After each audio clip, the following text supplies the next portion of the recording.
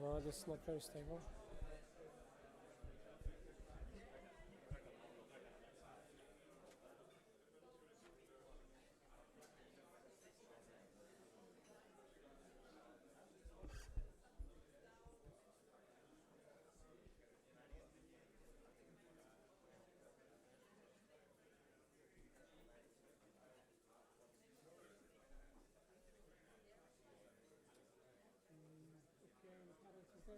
Okay, yes.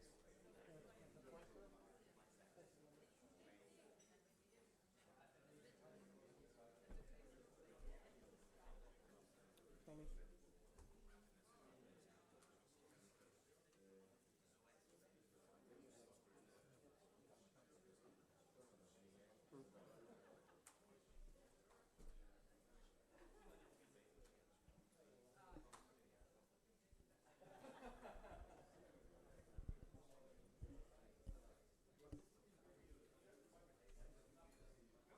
Can we start? Okay. Good morning. So we are kickstarting our conference. So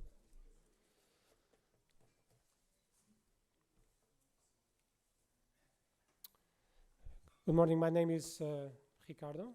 I will be your master of ceremonies for today.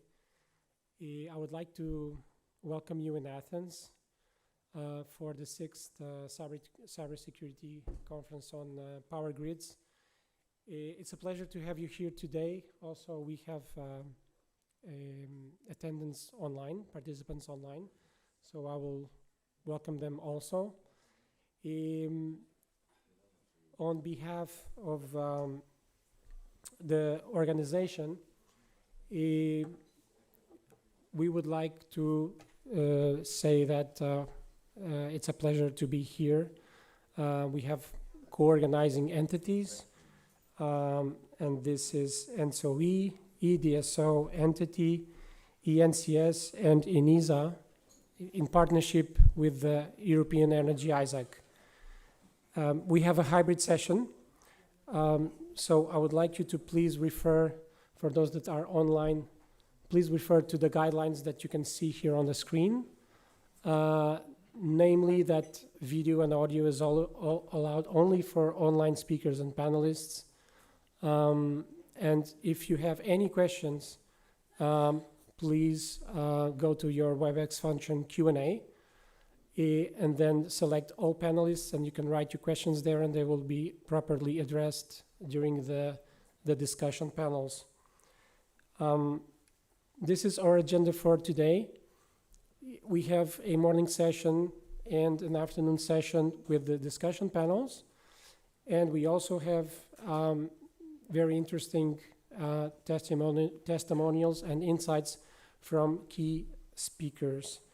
So without further ado, I call to the stage my dear colleague, Evangelos Zouzounis, which is the head of unit for policy development and implementation at ENISA. Welcome, Vangelis. The floor is yours. Thank you very much.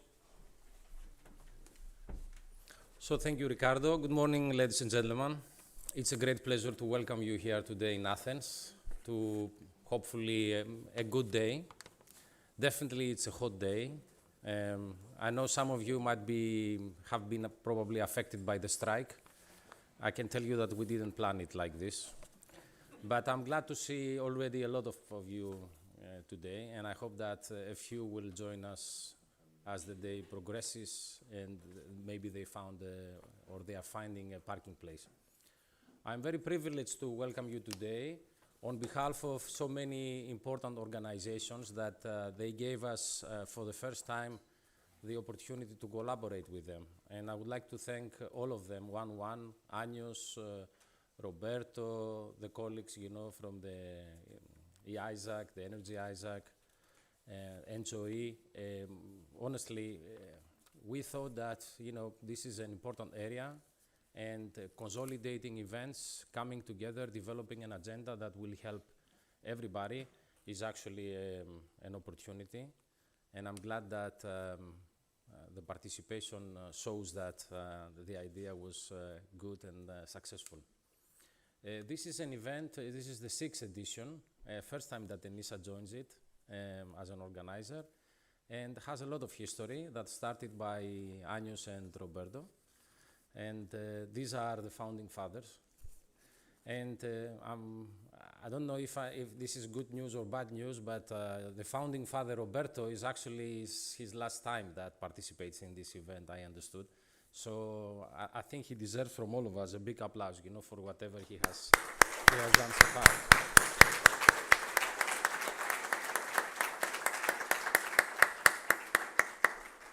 Because of his vision and his direct engagement with the stakeholders, he was able to sense the importance of cybersecurity for the energy or the electricity sector. Now, ENISA, the European Cybersecurity Agency, exists for 20 years now, so most of you probably know us. In the energy sector, we have done a couple of deliverables, we have organized events and so on. You all come from the sector, so I don't need to preach, the importance of cybersecurity for the energy sector. But allow me to identify 3 important areas where I think, we can all put our energy, our focus, our strengths. And the first one is on the regulatory environment. This is an area where we understand that the sector needs further policy support, and you all know that we try to understand what this support will be. We have seen this, for example, with NIS1, where there was already the first attempts to develop a framework. Then we developed further the NIS2, where there are additional measures, all of them horizontal per se to the sector. But as you know, DG and Air, with all the other partners, are looking into possible ideas to further strengthen the policy environment and basically allow for better cooperation between the public and the private sector. So that's the first. The second is actually the technology that we see. We see a phenomenal change in the sector. The digitalization, the introduction, of renewable sources, sensors, artificial intelligence, going to the cloud, and many more items. So that is hitting the sector a lot.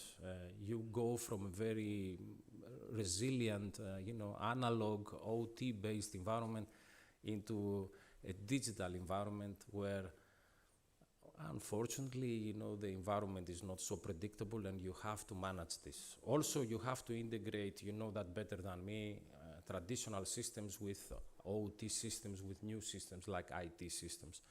And this is not so obvious.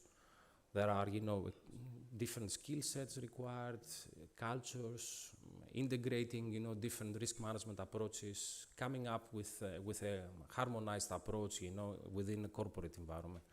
So you can imagine what are the challenges that the regulators or, the cybersecurity competent authorities face actually to deal with this. So that's the second.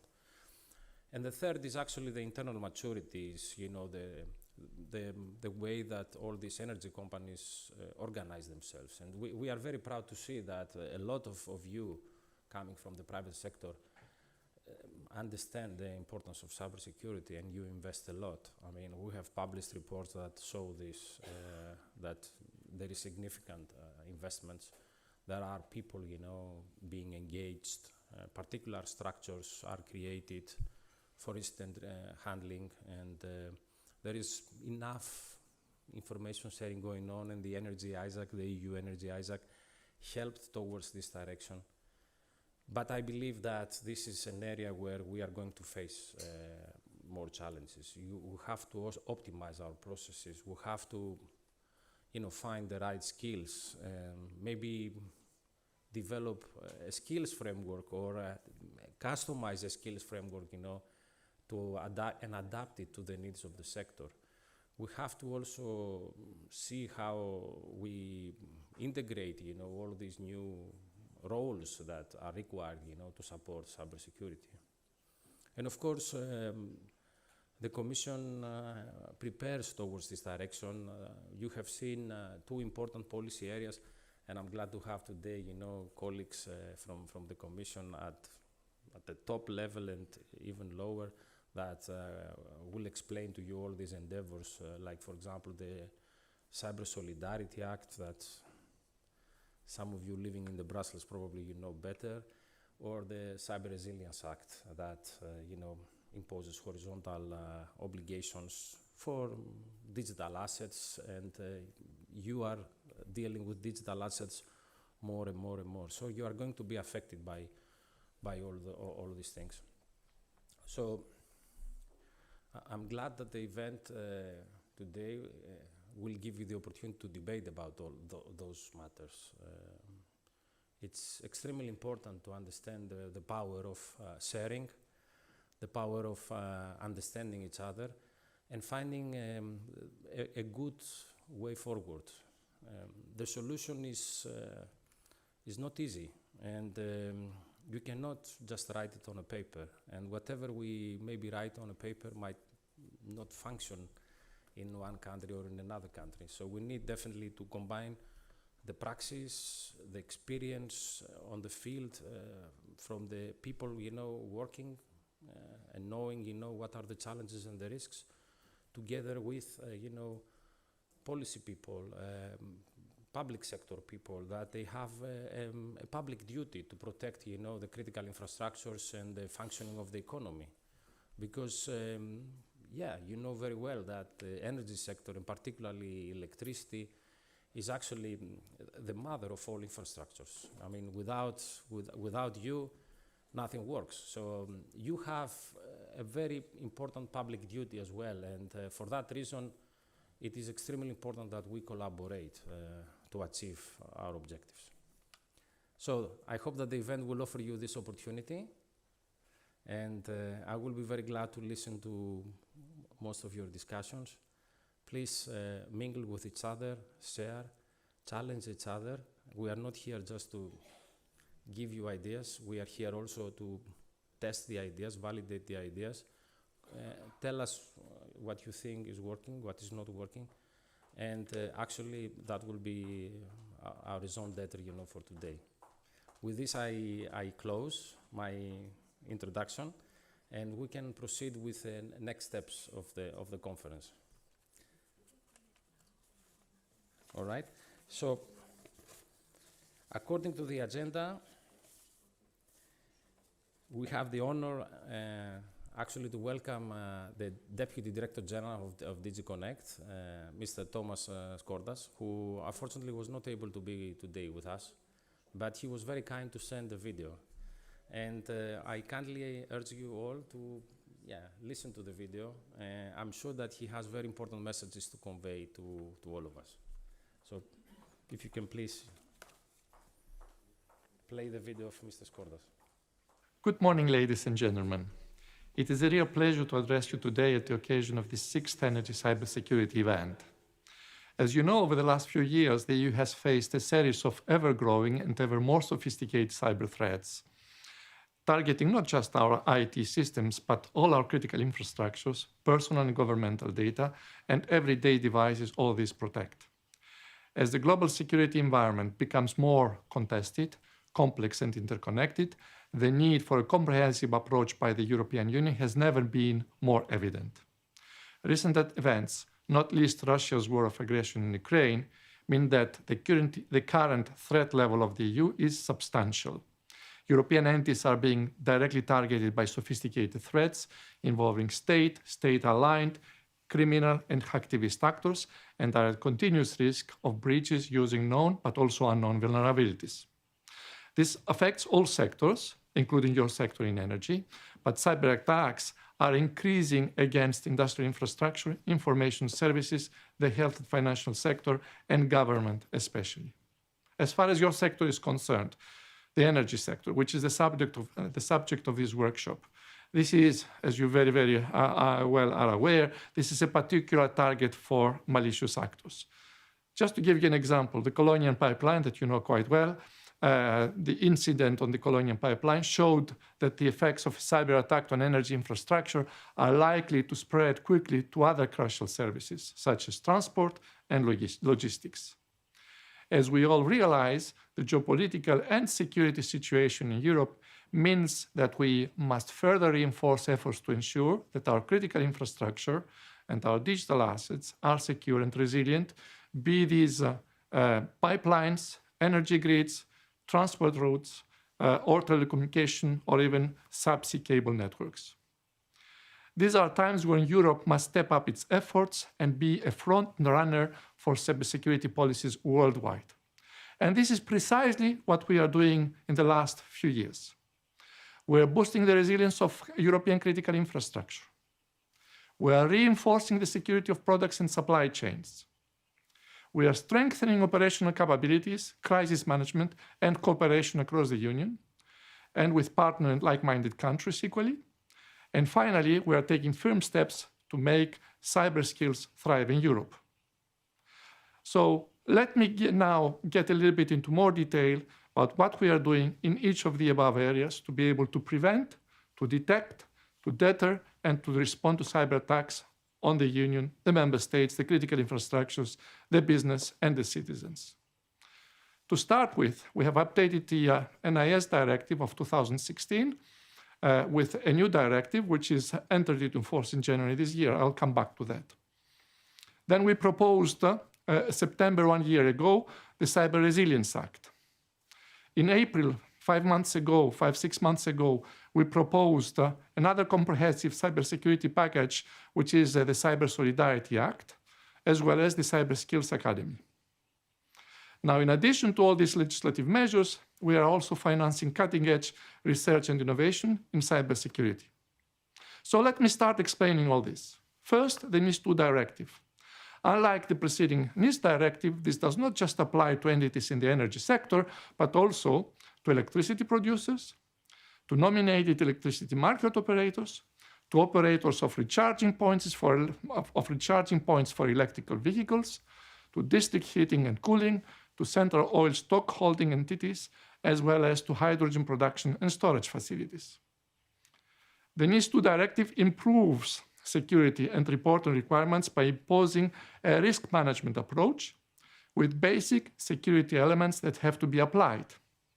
It also covers a coordinated risk assessment of critical supply chains. This is extremely important because it will help us identify points of failure before even the attackers do so.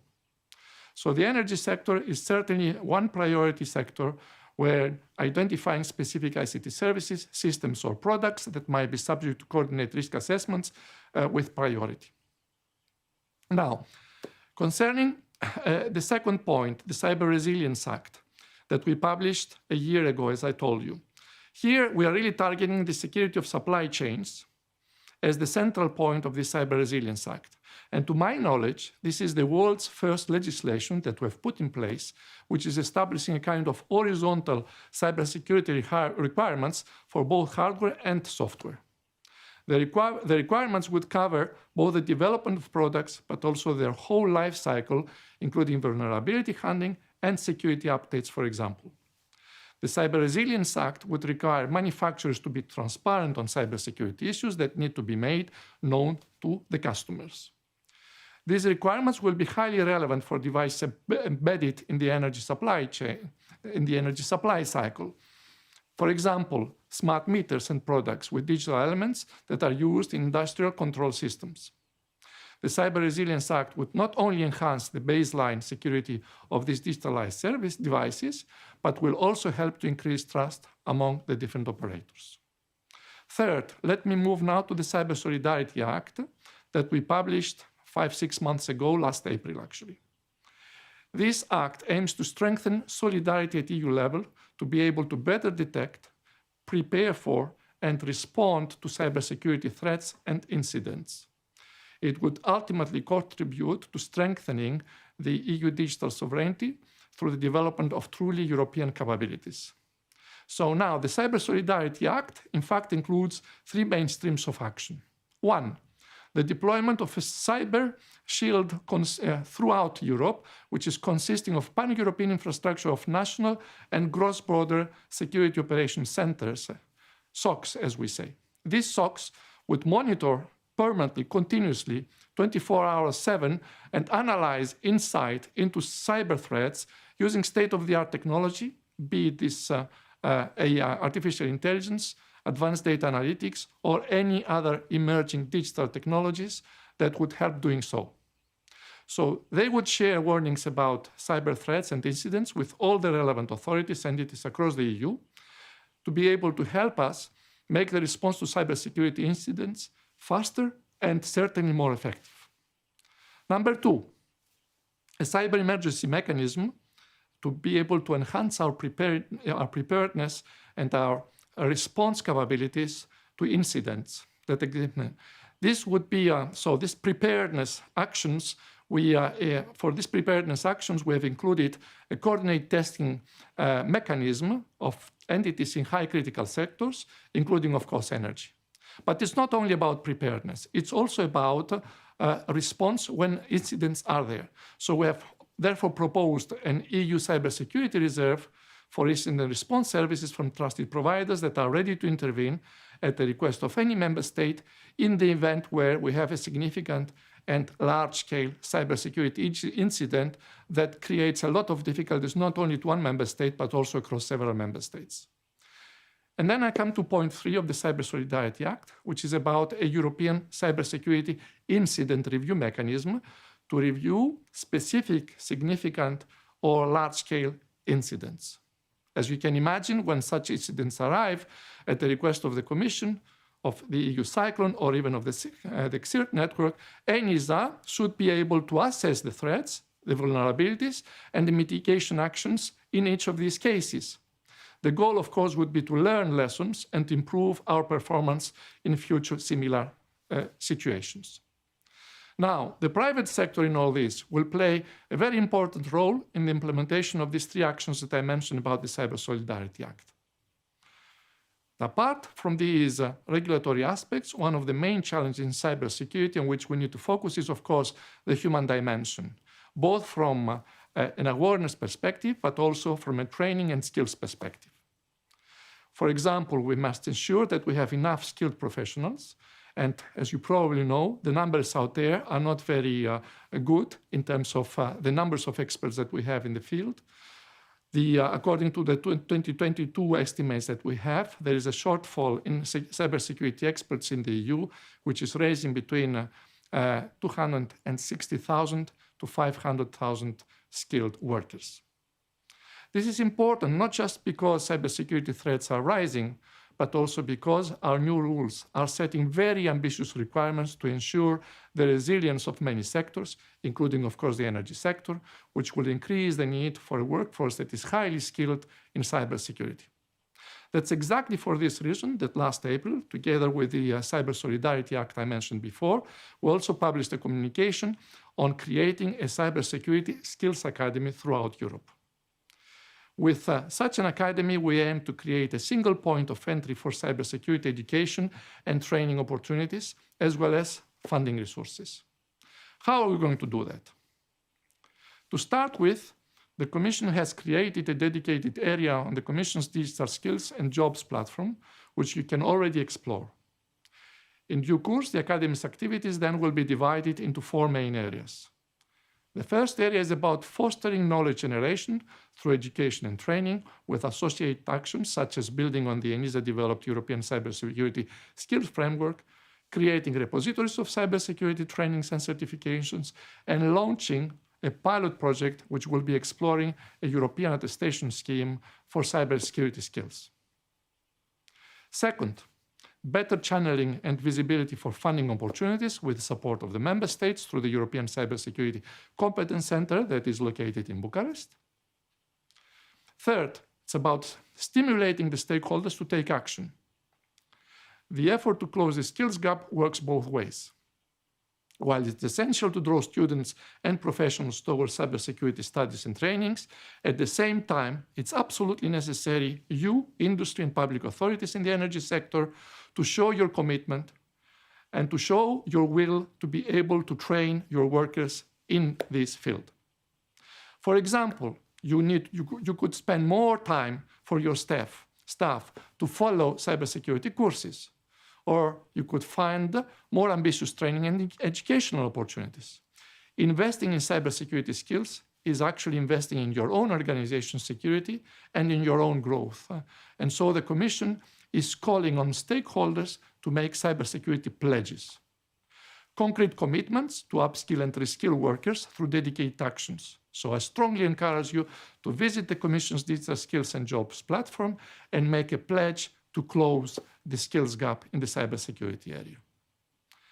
And last but not least, it's about defining a number of indicators in the Cybersecurity Academy to monitor the market evolution and be able to set targets through key performance indicators. Actually, this is a longer-term task whose piloting now is entrusted to ENISA again and will require a methodological analysis and a cooperation with member states and, of course, all the relevant European Union entities. Our objective, in fact, with this initiative is to create synergies between public administrations, academia, training providers, and industry. This will allow us for the supply and demand sides of our EU's cybersecurity ecosystem to meet and cooperate in a more efficient manner. So in the future, we expect that this academy could even take the role and the form of a European Digital Infrastructure Consortium, the so-called EDICS, which is a kind of a multi-country project that is carried out by member states willing to take on this challenge together, as well as some of the private sector that could contribute to the initiative. So I see, in fact, that we have a panel discussion on cybersecurity skills this afternoon, and I hope that this will be a chance to exchange good practice and to consider how you can get involved with this new academy. It will be a collaborative exercise that responds to the needs of governments and industry, and therefore I strongly encourage you to take the opportunity to work with ENISA, to work with the European Cybersecurity Competence Center, and to work with those who will provide actually and submit the Cybersecurity Academy I mentioned as an EDIC, so that the Academy can target the competencies that will be most useful for you. Finally, let me spend a few words on our funding opportunities for promoting the emergence of innovative ecosystem in cybersecurity in Europe. Actually, in 2023 and 2024, we have published, or we will publish soon, calls for proposals for almost €500 million. 120 million of those will go under the Horizon Europe program, which is really about research and innovation. And just to give you an example, we are now running 2 major actions that are very relevant to you, to the energy sector, with a total of €8 million. This is the Certify and the AI for Cyber projects. where they are currently using artificial intelligence to assess and certify the systems protecting infrastructure such as electricity substations, and to be able to detect and mitigate AI-powered attacks on critical sites like those that you have in the energy sector. The rest of the funding, which is close to 370 million euros, will be devoted to develop in Europe cybersecurity capabilities and capacities under the Europe's Digital Europe program. And here, some of the activities I mentioned above, like, for example, the Cyber Solidarity Act, the SOCs, the preparedness actions, etc., will be funded by DEP, by the Digital Europe program.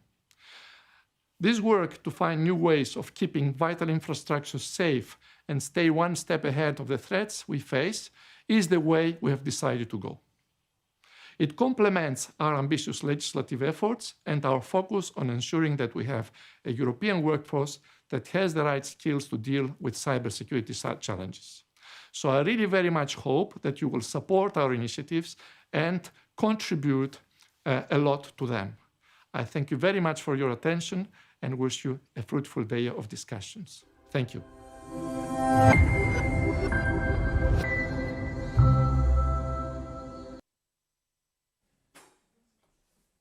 That was a very inspiring video, so apologies, Mr. Skordas is a very busy man, was not able to be here today with us, but there are a lot of colleagues from DigiConnect, Boriana, Vincent, they can explain to you all these important initiatives that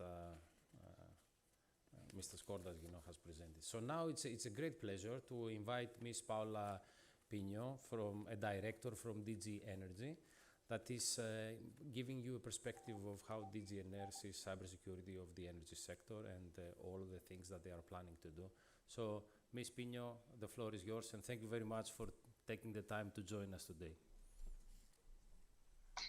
Thank you, Evangelos. Ladies and gentlemen, I wish I could be physically with you in Athens today and we would have the opportunity to also speak, discuss. It was not possible, to my great regret, but I really wanted to listen and to also give our contribution. And really, let me start by thanking ENISA, EDSO, the European Network for Cybersecurity, ENTSO-E, as well as the European Energy Information Sharing and Analysis Center, not just for inviting me together with Thomas, but really also for putting together an impressive agenda with impressive speakers. Now, in the years that are coming, it's clear that energy security, economic security, and climate security are being aimed at. And in order to have that, we will notably need an increasing share of renewable energy. We will need to enhance energy efficiency, including by decarbonizing our industrial processes and to increase electrification. And it is good to see that our climate and decarbonization and energy security goals have never been so well aligned and are really converging. Ensuring sustainable and at the same time secure energy transition is turning into mutually reinforcing partners. And there is now a clear understanding that we need to reduce our dependence on fossil fuels and on Russian energy in particular, triggered, of course, by the war in Ukraine. But we were already transforming our energy system, translating it into our Green Deal strategy. But now everybody agrees we need to even accelerate the decarbonization and the transition, the green transition. And an important part of it is set to boost renewables deployment so as to replace gas in power generation and in heating. And I am pleased to say that we have been not just matching the expectations, but actually exceeded them. And let me give you an example why I'm saying this. Last year, for the first time, in the EU, we generated more electricity from wind and solar than from gas. It was a record. year, unprecedented. It was also a record year for solar energy in the EU, with 41 gigawatt of new capacity installed. Wind capacity also rose to 15 gigawatt, and 39% of our electricity now comes from renewables. Now, as we are seeing this transformation of the energy system, we are also having increased digitalization.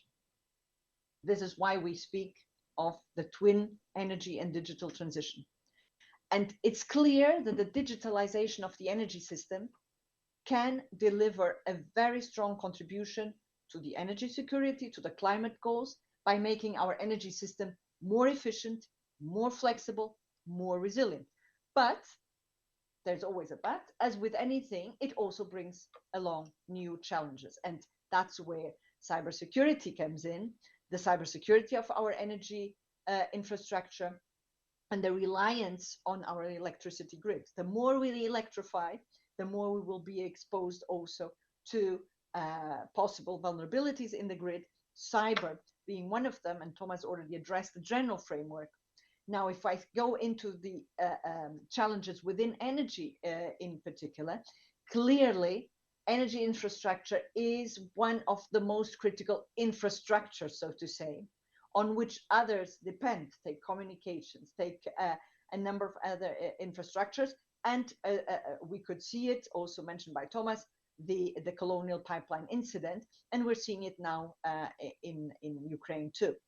Now, it is in this sense, and to address this challenge, that we have been working with you for at least the past 3 years on something very specific, the Network Code on Sector-Specific Rules for Cybersecurity Aspects of the Cross-Border Electricity Flows. It is clear that in the past, these grid operation and trading rules were traditionally drawn up on a national basis, nationally. Now, as electricity is increasingly interconnected between countries, and I'm not saying just within the EU, and we're coming to that, the EU-wide rules effectively manage these electricity flows in the energy internal market. And we call these rules as the network codes or guidelines. And these are rules which are legally binding and are, of course, technical regulations. And they govern all the cross-border electricity market transaction and foresee the conditions for accessing the network for cross-border electricity exchanges.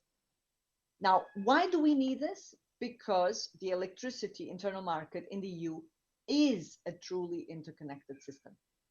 And such interconnectivity increases competitiveness, helps consumers get the best prices for the electricity, and it also ensures supply of electricity. For instance, when a country is in distress and does not have sufficient generation and can count on a neighboring country ensuring its supply of electricity. And this couldn't have been better demonstrated with the emergency synchronization of Ukraine to the continental Europe network, which occurred last year and which has literally kept the lights on in Ukraine. And we can never overemphasize the incredible achievements that this represents with the fundamental work that ENTSO-E, for instance, put into making this synchronization possible, to the point that in a year in which Ukraine, during a war, is faced with a war, was able to actually export electricity to the EU, but also to import it when it needed. It is incredible. Now, this also, of course, brings challenges which had to be very, very carefully and seriously factored in. And again, just to demonstrate the level of interconnectivity that we have, and that it brings huge benefits, and with it also challenges that need to be tackled. So it's really the other side of the same coin. And the physics of electricity are such that an incident in the electricity sector spreads within seconds, not hours, not minutes, but seconds within an interconnected system and beyond legal borders, beyond physical borders. And on top of it, these incidents expand and grow, the famous what we call cascading effects. And this is why we need to have such technical codes to ensure the system works well, smoothly, and is resistant to incidents. So this all to explain the background of this network code on cybersecurity on which we are working. And we really want to thank all the contributions over the past years received during the expert group consultation, both coming from the electricity coordination group, the NEAS coordination group workstream for energy, and a number of other contributions by many of you, and which really demonstrates the engagement and the high level of interest in this act, which is now coming to its final stages of preparation. It was very positive to confirm that there's so much interest in the community to ensure a good policy framework for cybersecurity when it comes to electricity flows. We got comments really from very different angles and expert perspectives, and these have been integrated in the different phases of this process. We have identified a pragmatic scope in this first network code on cybersecurity. So the idea is it will set a set of rules and a number of instruments for electricity undertakings and competent authorities so that they can cooperate among them. We have also identified a scope which is meant to be limited, meaning really focusing on cybersecurity in the domain of cross-border flows of electricity. And it comes as a complement to the electricity regulation of 2019. And very important to say, absolutely complementary to the NEAS directive, which Thomas also mentioned. So really addressing the specificities in the energy sector. So the idea is really to integrate well and have complementary regulatory framework. Now, we intend to use and integrate as much as possible the mechanisms which are defined in the NIS directive, the NIS2 directive, and other cybersecurity horizontal text, be it risk assessments, reporting obligations, or the management of crisis, the NIS being really the framework directive, and then we build on that. The network code is about defining how the entities involved in cross-border flows of electricity will perform cybersecurity risk assessments, taking into account the organization of the electricity grid. We are now entering its last phase of the adoption procedure. In the coming days, the draft network code will be published in the Have Your Say website and will be open for public consultation during 4 weeks, after which the Commission will then gather this last round of input from the consultation and prepare the final text in view of its adoption, if all goes well, still this year. It will mark an important step, very important step in the landscape of cybersecurity in electricity. You are all concerned, and we really count on you with what will be not the end of a chapter, but really the beginning of a new one, which is the implementation of this key piece of legislation. And let me thank you again and wish you very, very insightful and fruitful discussions in the course of the day.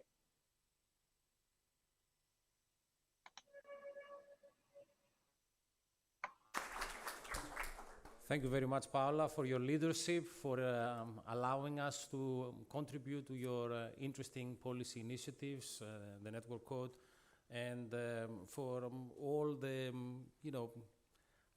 exciting contributions that you are planning. Indeed, we look forward to collaborate with you, and thank you again for taking the time to join us today. And I hope next time, we can welcome you physically in our event. Thank you. Would be my pleasure.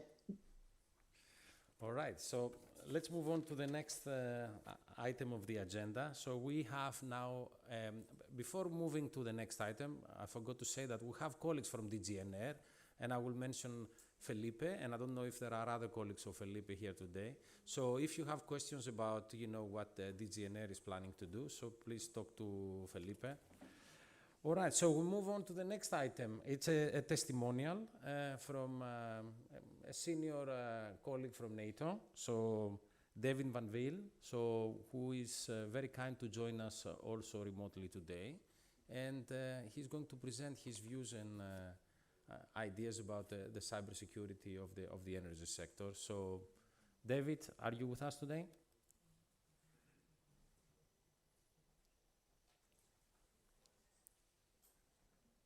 Yeah. David?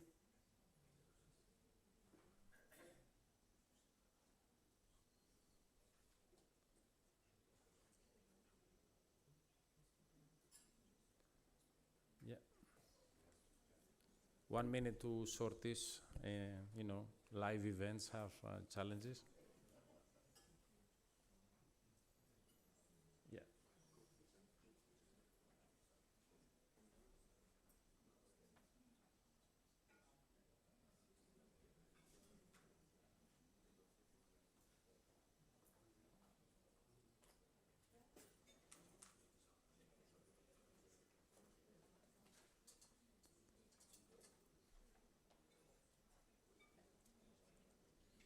David, can you hear us? I understood that your camera is closed, so I don't know if you can hear us as well.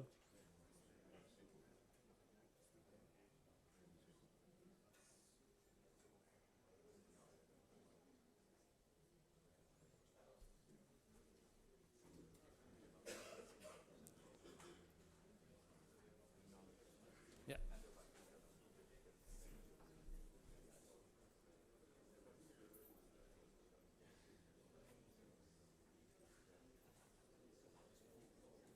He's not responding.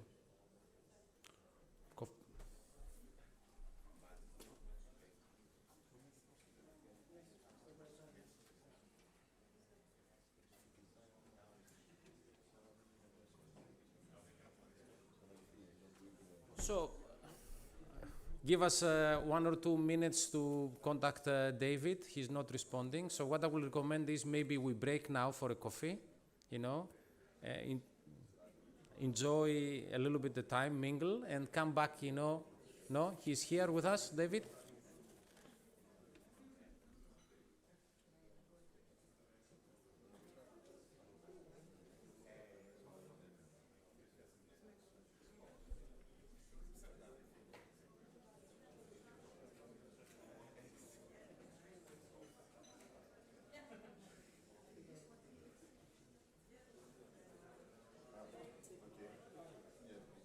Yeah, he's okay? So it seems that David now is online and has responded. So we postponed the coffee break for 20 minutes. So David, good morning. Good morning. Can you hear me? We can hear you very well, loud and clear. Maybe we ask the colleagues here to... Yeah, thank you so much. So David, we thought that you are not online and we wanted to have a coffee, but we found you now, so the coffee is postponed for after your talk. I'm so sorry for all of you for ruining your coffee break, but thank you for having me, and apologies for the connection and for being late. Really, thank you for welcoming me to speak to you today on the topic of European energy grids and resilience against cyber threats. I believe the theme could not be more relevant as we look at our security landscape as it is now. Recent events have clearly shown how malicious actors can target energy grids. At NATO, we're increasingly seeing malicious actors targeting critical infrastructure. This is something that has swiftly become a priority for allies, who are aware that as we increasingly harness the benefits of innovation, we are also increasingly reliant on digital infrastructure. In fact, growing attacks against critical infrastructure, including against the energy sector, are taking place as part of a broader security context. We are in a new normal in which cyberspace is contested at all times. Malicious actors are constantly testing our boundaries with cyber campaigns that fall below the threshold of an armed attack, but are frequent and persistent. Nowhere can we see this more clearly than now in Ukraine. In the first days of the invasion, when Ukraine disconnected from the Russian and the Belarusian power grid and joined the European network, Ukraine's state-owned electricity transmission system operator faced a wave of cyber attacks coming from Russian IP addresses. And Russia didn't stop there. Last fall, facing setbacks on the battlefield, Russia attacked Ukraine's power system with all means available. We all saw the drones and the missiles were raining on critical energy infrastructure over the winter. But what happened in parallel were numerous cyber attacks on Ukraine's power grid. Ukrainian energy system operators were also fending off constant attempted cyber attacks. To put things into perspective, let me give you one figure. According to the security services of Ukraine, in November of 2022, Ukraine was responding to an average of 10 cyber attacks per day against its critical energy infrastructure. And let me stress one thing clearly. By fighting off the Russian invasion, Ukraine has brought us time. And the war, through Ukrainians' heroic resistance, provides us with lessons. We need to use the time and the knowledge provided to us diligently. The clock is ticking. So what does this mean for our cyber defenders? In the cyber domain, what we see in Ukraine might be the new normal for all of us. We will continue to see more and more malicious activity against critical infrastructure. And this trend will stay with us, especially as we embrace new technologies to pursue the energy transition to low-carbon energy sources. There is no time to lose. As defenders, our first response must be to focus on what we call left of the bag, strengthening our resilience to cyber threats. For energy grid owners and operators, this requires significant investments in cybersecurity. As a baseline, you must be able to know your assets, have visibility on your networks, and have the right personnel to be able to detect when something is wrong. Furthermore, we must all act proactively to get ahead of the threat. And this means not only implementing strong cybersecurity controls and governance frameworks to ensure operators are well equipped to detect and respond, but also implementing controls that go beyond regulatory requirements. It means not only having a cyber incident response plan in place, but practicing it regularly to ensure that it's fit for purpose. It means having a security culture that encourages built-in security and secure work practices. And being proactive in this way raises the cost to adversaries, making it harder for them to succeed. We also require a coherent and wider ecosystem. Both critical infrastructure operators and national authorities need to be able to share information with each other at speed, which helps the critical infrastructure owners and operators to stay involved of evolving cyber threats so they can prepare accordingly.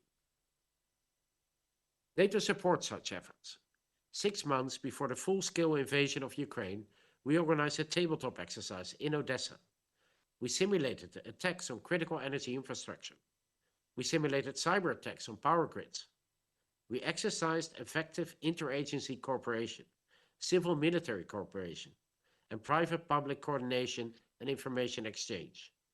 Ukraine implemented that knowledge in practice and has it now to their benefit. Next year, we will conduct a similar exercise in Moldova. Moreover, in October, NATO will train Ukrainian experts in the field of critical energy protection. Cyber defense will be a strong component of this training activity. And let me now stress what NATO does for allies. This year, allies reaffirmed and enhanced the Cyber Defense Pledge, a commitment to prioritize their national cyber defenses. Each year, we use the pledge to reflect on allies' progress in maturing their cyber defense postures. This year, we focus on critical infrastructure. We will maintain this focus in years to come, recognizing that we need to increase our cyber defenses across the board for critical infrastructure, including a focus on the energy sector. And this brings me to you, with the message that there's a lot of work to be done and no time to lose. I mentioned the left of the bank earlier, and now I want to close by discussing right of the bank after a cyber attack. Energy grids are critical infrastructure that are absolutely essential for our civilians and societal resilience, but are also relied on for military mobility. At NATO, we're constantly adapting the needs of our allies, and this year we established the Virtual Cyber Incident Support Capacity, or in short, VCISC. Through VCISC, allies can request and offer rapid virtual cyber assistance from one another, supporting a swift response and hopefully minimizing disruption. However, this mechanism will be most useful when the right work was done left of the bank, when the compromised entity has the visibility and the information to enable effective action. Beyond the strengthening of cyber defenses across the energy sector, we have to strive towards a culture of information sharing, so that in a crisis, key cyber defense stakeholders can immediately step in with an informed response. All of this requires planning and proactive action. And I would like to end my intervention with a call of action to all of you. Creating a resilient ecosystem requires coordination on the national level, not just from energy grid operators, but across the government and the whole supply chain. It also requires cooperation internationally, learning from international partners and collectively benefiting from enhanced situational awareness. There's a lot to do, but by acting now, we raise the cost to our adversaries by better protecting ourselves and our citizens. No time to lose, and as I said, the clock is ticking. Thank you for your attention, and I hope that that coffee break will be awarded to you now.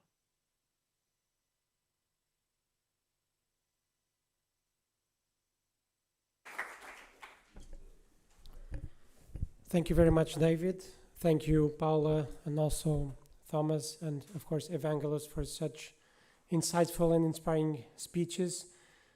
Before we do have our coffee break, just one small note.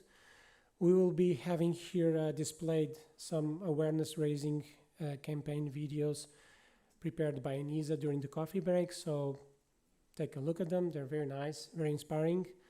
We will reconvene at 11:45 Athens time. This is 10:45 for those that are on CET time. So enjoy your coffee break, and I'll see you in 45 minutes. Thank you very much.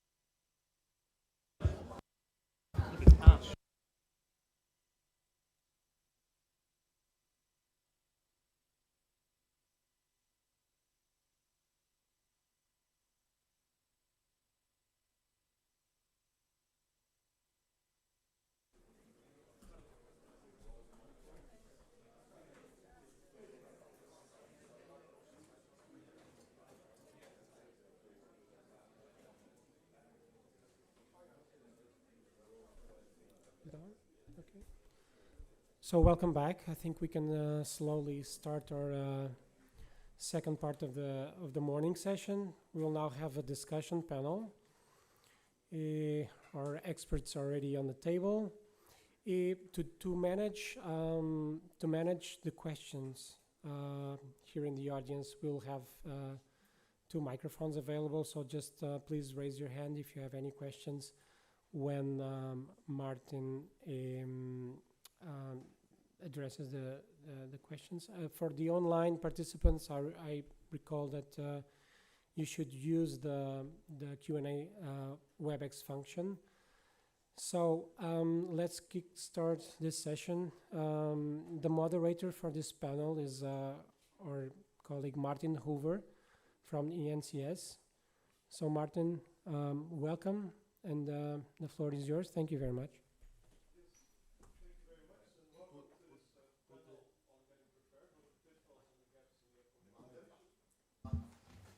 Yes, good.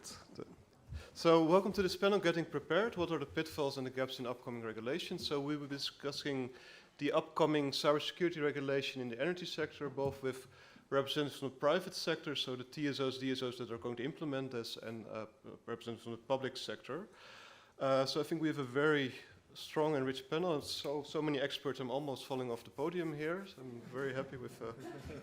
So it's good representation. So I have here from the TSO and DSO side, I have Ron Wibbeling. He is a senior advisor on cybersecurity at Tenet, and he's also the convener of the Network Code and Cybersecurity Working Group at ENTSO-E. I have Jean-François Montagne. He's the Chief Information Security Officer at NEDs and the chair of the Task Force on Cybersecurity at EDSO. I have Tom Krauhausen, Senior Cybersecurity Advisor and Deputy CISO at E.ON, and a board member at the EISEC. And I have Anders Algren, Senior Expert at Vattenfall, and the Vice Chair of the DSO Entity Cybersecurity Expert Group.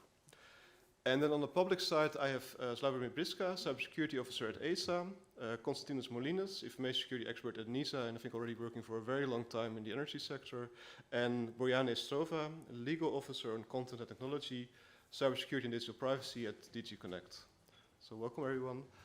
As I said, so we'll be discussing regulation. So let me briefly recap what regulation we're talking about. So already, I think before the coffee break, we had Mr. Thomas Cordas and Mr. Paolo Pino give us an overview both from DG Connect and DG Ener side what's upcoming. But let me briefly recap. So we have the NIS2 directive, which is a horizontal regulation so applying to all sectors for critical infrastructure security. It was passed in December 2022, is now being turned into national law. And I think for the electricity sector, what's very important, it's extending the scope to many more companies. And that includes, for instance, EV charging operators. We had a demo here, I think, 4 years ago in this same conference showing the risk of that. And now they're already in this critical infrastructure regulation. So I think that's a big step. We have the Network Code on Cybersecurity, which is now being prepared for public consultation at DG Ener. And I think it has some features. For instance, it will allow us to manage cybersecurity risk not just at the entity level or at the national level as the NIS2 is doing, but for the whole European electricity system. So really look at system level as everything is connected. And it will also allow us to set harmonized measures, so one baseline security for all of the electricity sector. We have the Radio Equipment Directive, where a delegated act on cybersecurity was passed in 2021, and a harmonized standard was released in August of this year. And I think it will already affect a lot of DSOs, for instance, for their smart meters if they use wireless, or maybe data concentrators if they use PLC meters. So this is on the very short term already going to affect a lot of DSOs. And then we will get the Cyber Resilience Act, which will also set product requirements for all products with digital elements. So it will affect manufacturers, but it will also affect all TSOs and DSOs that are buying equipment. So I think together we have a very ambitious package of regulations, maybe the most ambitious package of cybersecurity regulations ever for the electricity sector at least.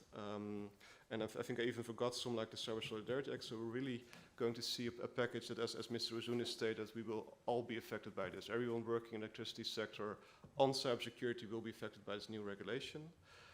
So I think to start, as a starting question to all our panelists, I would like to ask you, how well do you think this upcoming cybersecurity regulations address the cybersecurity risk in the electricity sector? I think taking into account also what Mr. David van Weel said, I mean, we are seeing a lot of new threats, new nation-state threats, so the threat landscape is changing quickly.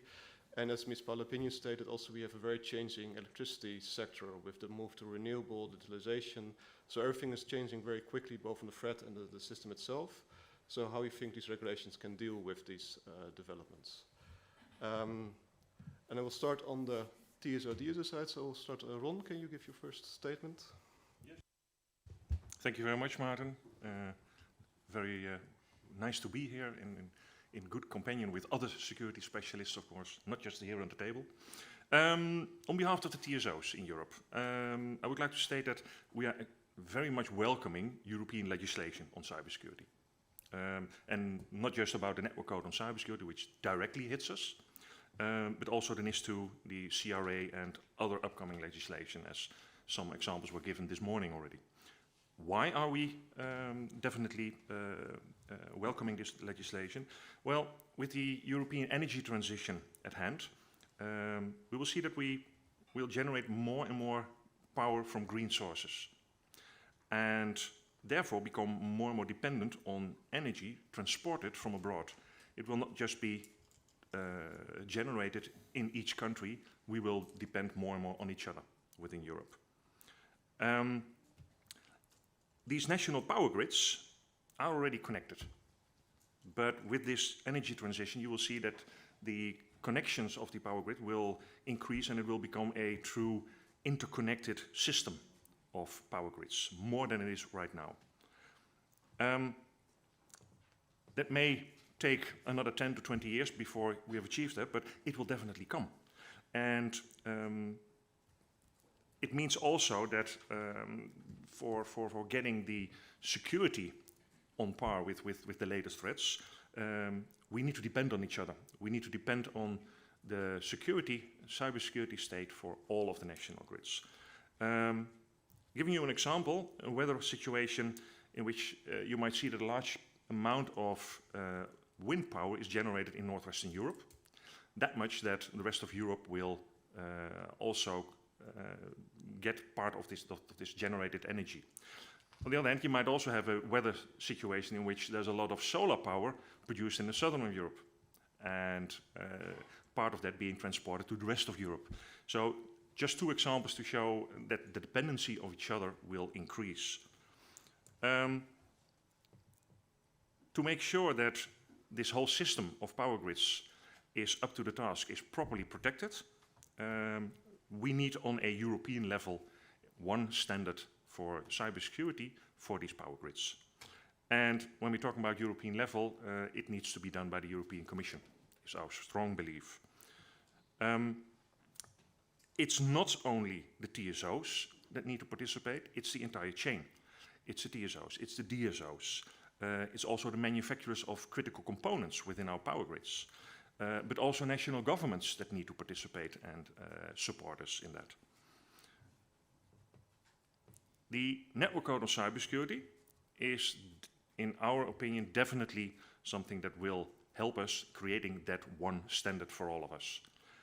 And Cybersecurity Resilience Act is a standard that will make sure that we in the future get indeed the critical components which are secure in a manner that we need to obtain our good cybersecurity protection of the grids.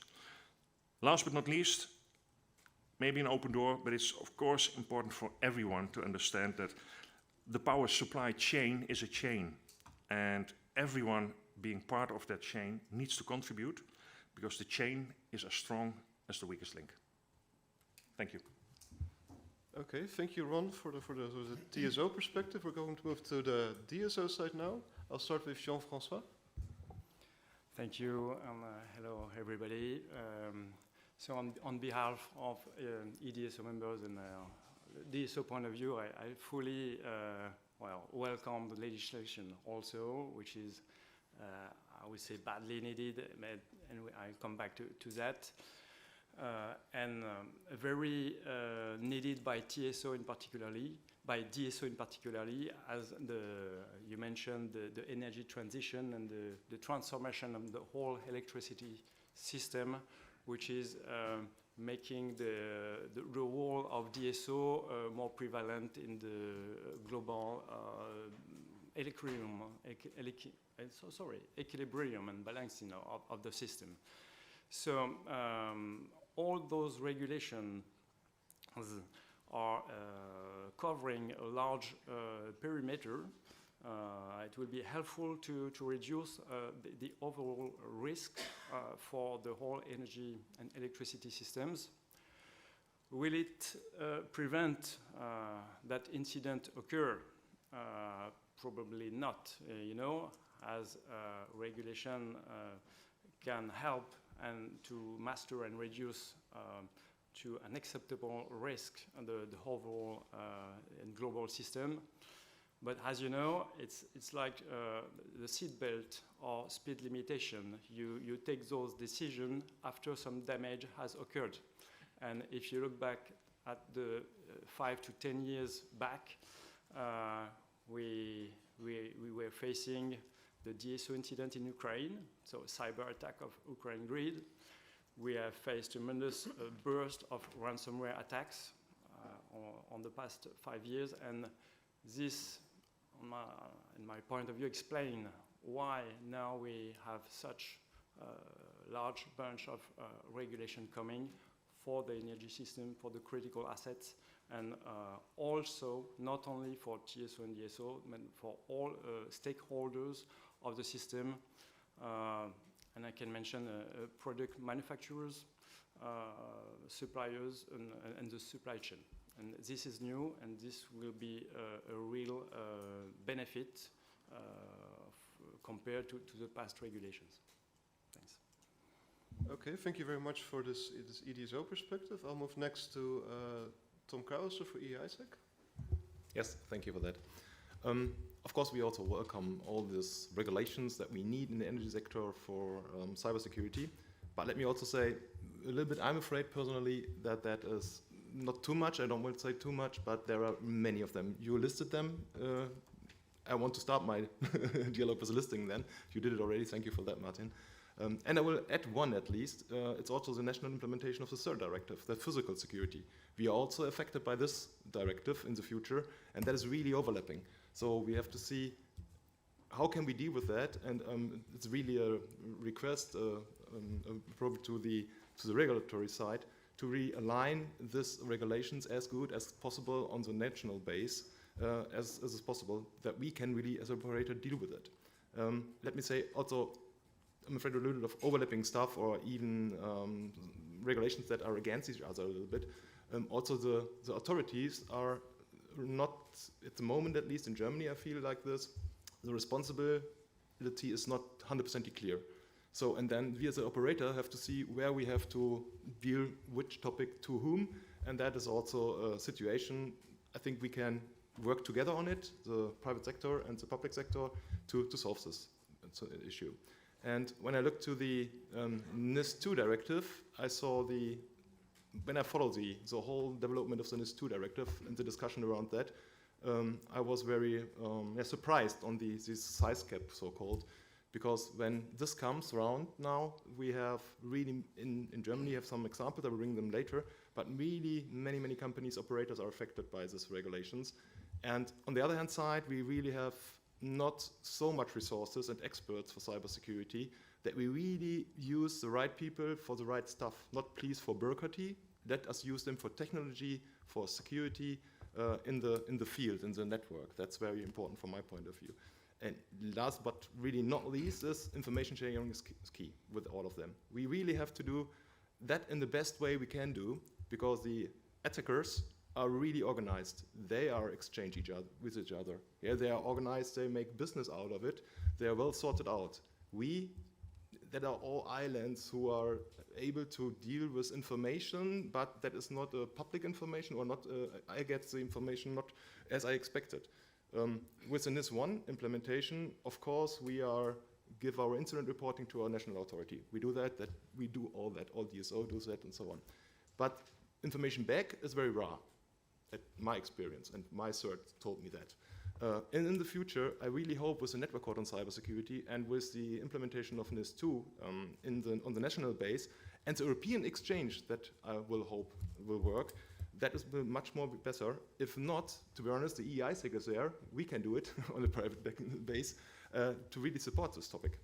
And yeah, with that, I hope I give some ideas how I like the and welcome the regulation, but I see also some burden, some issues, and really some challenges. Thank you. Okay, thank you, Tom. So to close out the private side, I'll go to Anders for the DSO entity.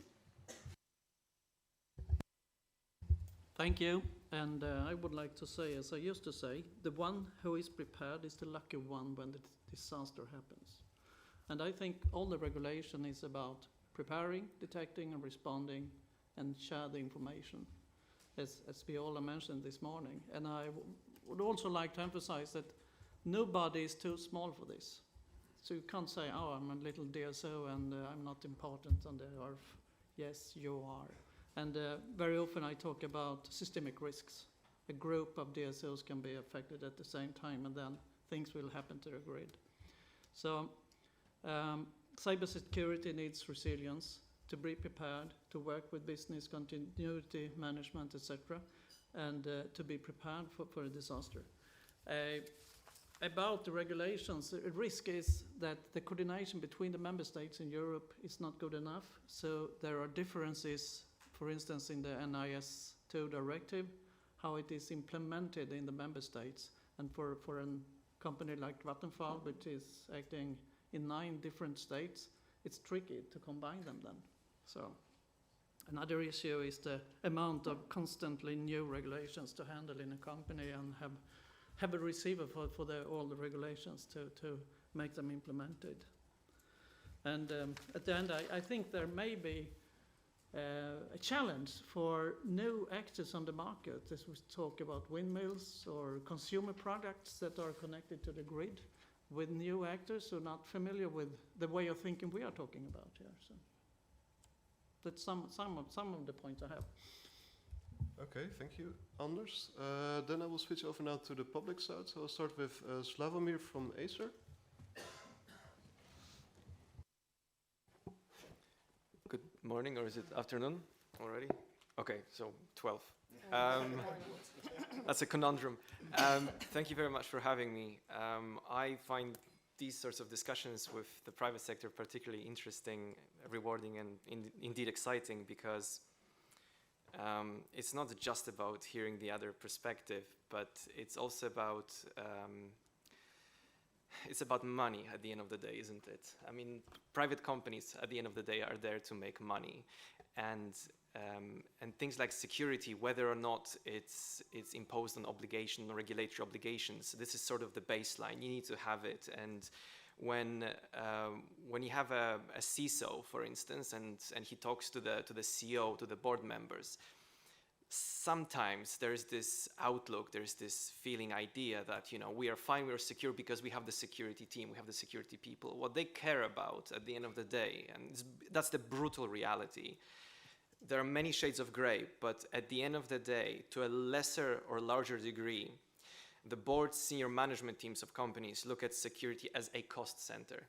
And it's not just security. If you work in any regulatory team, they look at it as a cost center. So they take security, regulatory compliance as a given.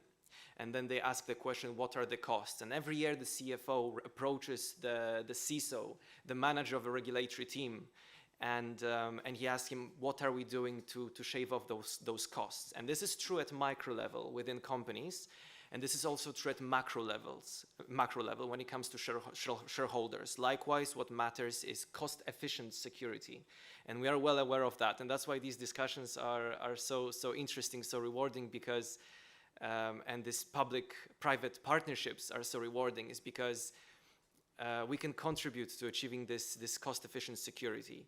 So that's one thing, cost efficiency. The other matter is marketing, being able to market secure products. A question was posed, you know, what do you think about the upcoming regulations contributing to the security of products? Yes, they do contribute to it. I think the real magic will happen at technical specifications level. But I think the key and the most interesting and exciting question is what processes are there to ensure that the marketing of secure products is fast enough, that the companies can really put their products on the market as quickly as possible with the documentation, with all the procedures being as manageable as possible. And so this is the interesting bit. This is really I find looking at the processes, for example, that the Commission proposed in the CRA, in the draft that came out last year, in the annexes, where the Commission provides various ways of conformity assessments for various types of products, where the Commission tries to strike the delicate balance between security and manageable marketing process. These are the interesting things, and that's why I find these discussions with the private sector so interesting, because it's not just about security, but it's about cost-efficient security, both at micro and macro level. So thank you very much. Okay, thank you very much, Savimir, for the AIDS perspective. I then go to Konstantinos from ENISA. Yeah. First of all, I would like to say that since we're talking about regulation, normally regulations follow the threat actors, the cybersecurity incidents, and they are not ahead. Because by definition, a regulation is a measure used by the society in order to rule, to fix a gap, something that doesn't work in the market. So take the example of Cyclone, which came as a result, for example, of the WannaCry or cross-border incidents. Then we realized that we need to collaborate in the Cyclone, in the NIS Directive 2. The same, the CSA came as a result of the big SolarWinds incident, when we realized that the dependency that we have on supply chains. So the same for me, it's also the network code for the electricity. You know that also I work for the policy unit of ENISA, where we do some exercises and we have some contacts with both the private and the public sector to gauge a little bit and assess the maturity or the relevance of some policies, and then we support Commission and the Member States with advice. So we did some exercises with the energy sector as well. First of all, we understand that the network code is one advanced, I would say, with regards to compared to other sectors, an advanced instrument based on the results that we receive from the comparative analysis that we do with regulations that are under development. However, we should keep note that we focus a lot on the network code, which focuses again on the big companies, and we forget that the energy is not only the electricity, it's also gas. We have also the SMEs that we need to do something there.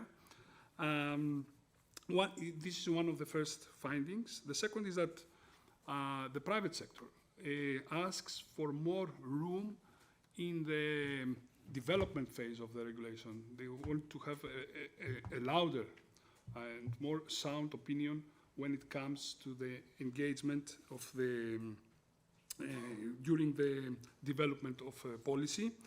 Of course, for the network code, this is not the case because it started from there, but in general, they ask for more involvement and more feedback from the competent authorities with regards to some issues, especially with regards to incidents from the sector.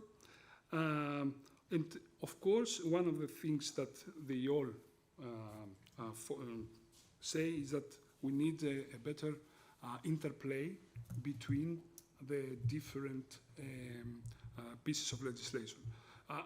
Apart from this, I would say that the legislations, especially for cybersecurity, we have noticed that at least 3 elements should be there: risk assessment, continuous risk assessment, security measures, and incident reporting. This triangle of managing and governing cybersecurity should be there. And also, one aspect that the legislation should take into account is that since we have a very fast evolving and changing environment, the regulations, they should not be very prescriptive, should focus on the objectives.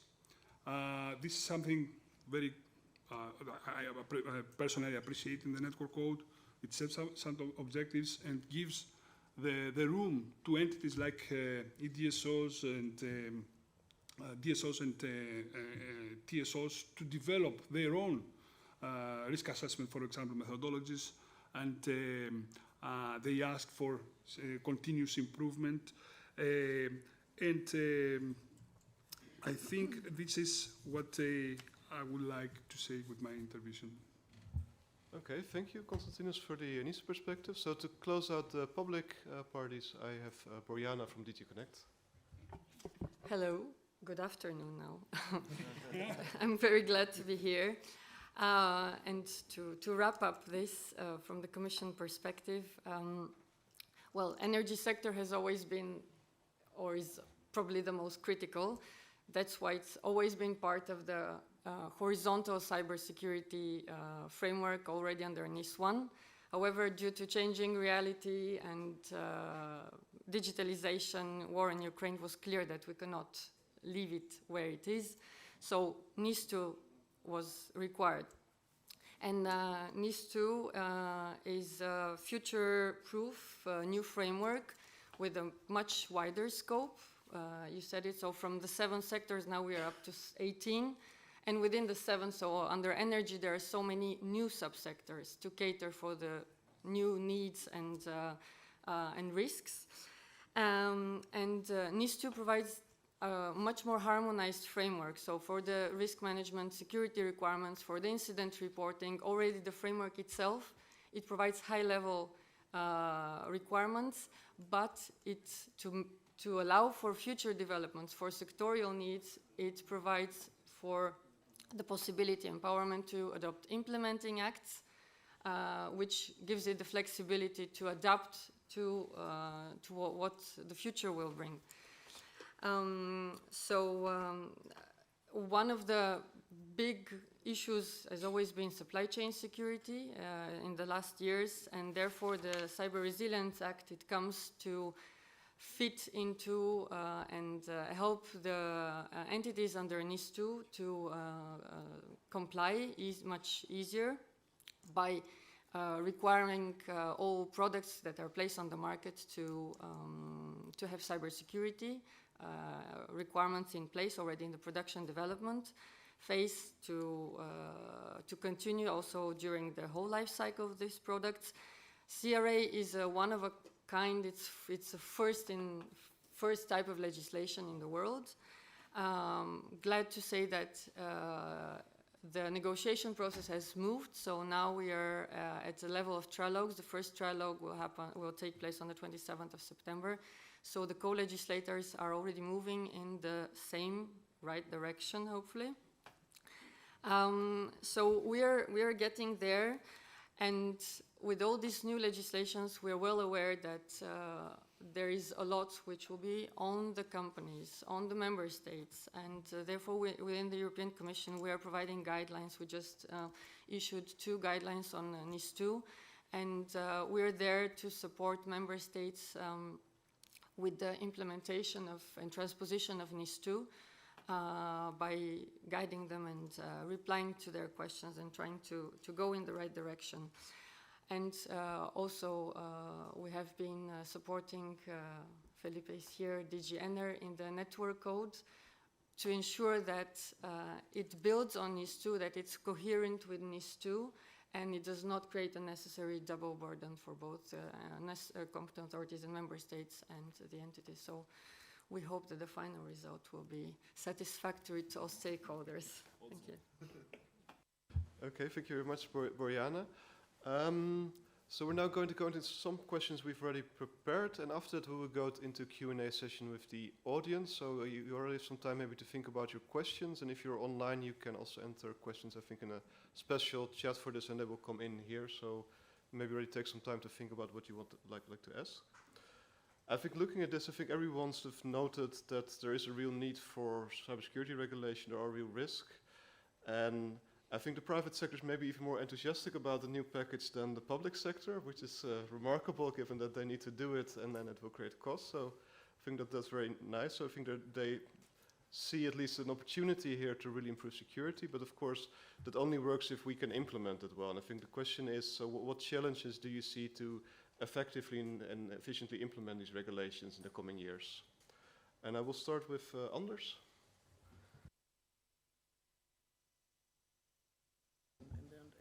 Yeah, the risk in implementation. So what risk do you see in implementing it?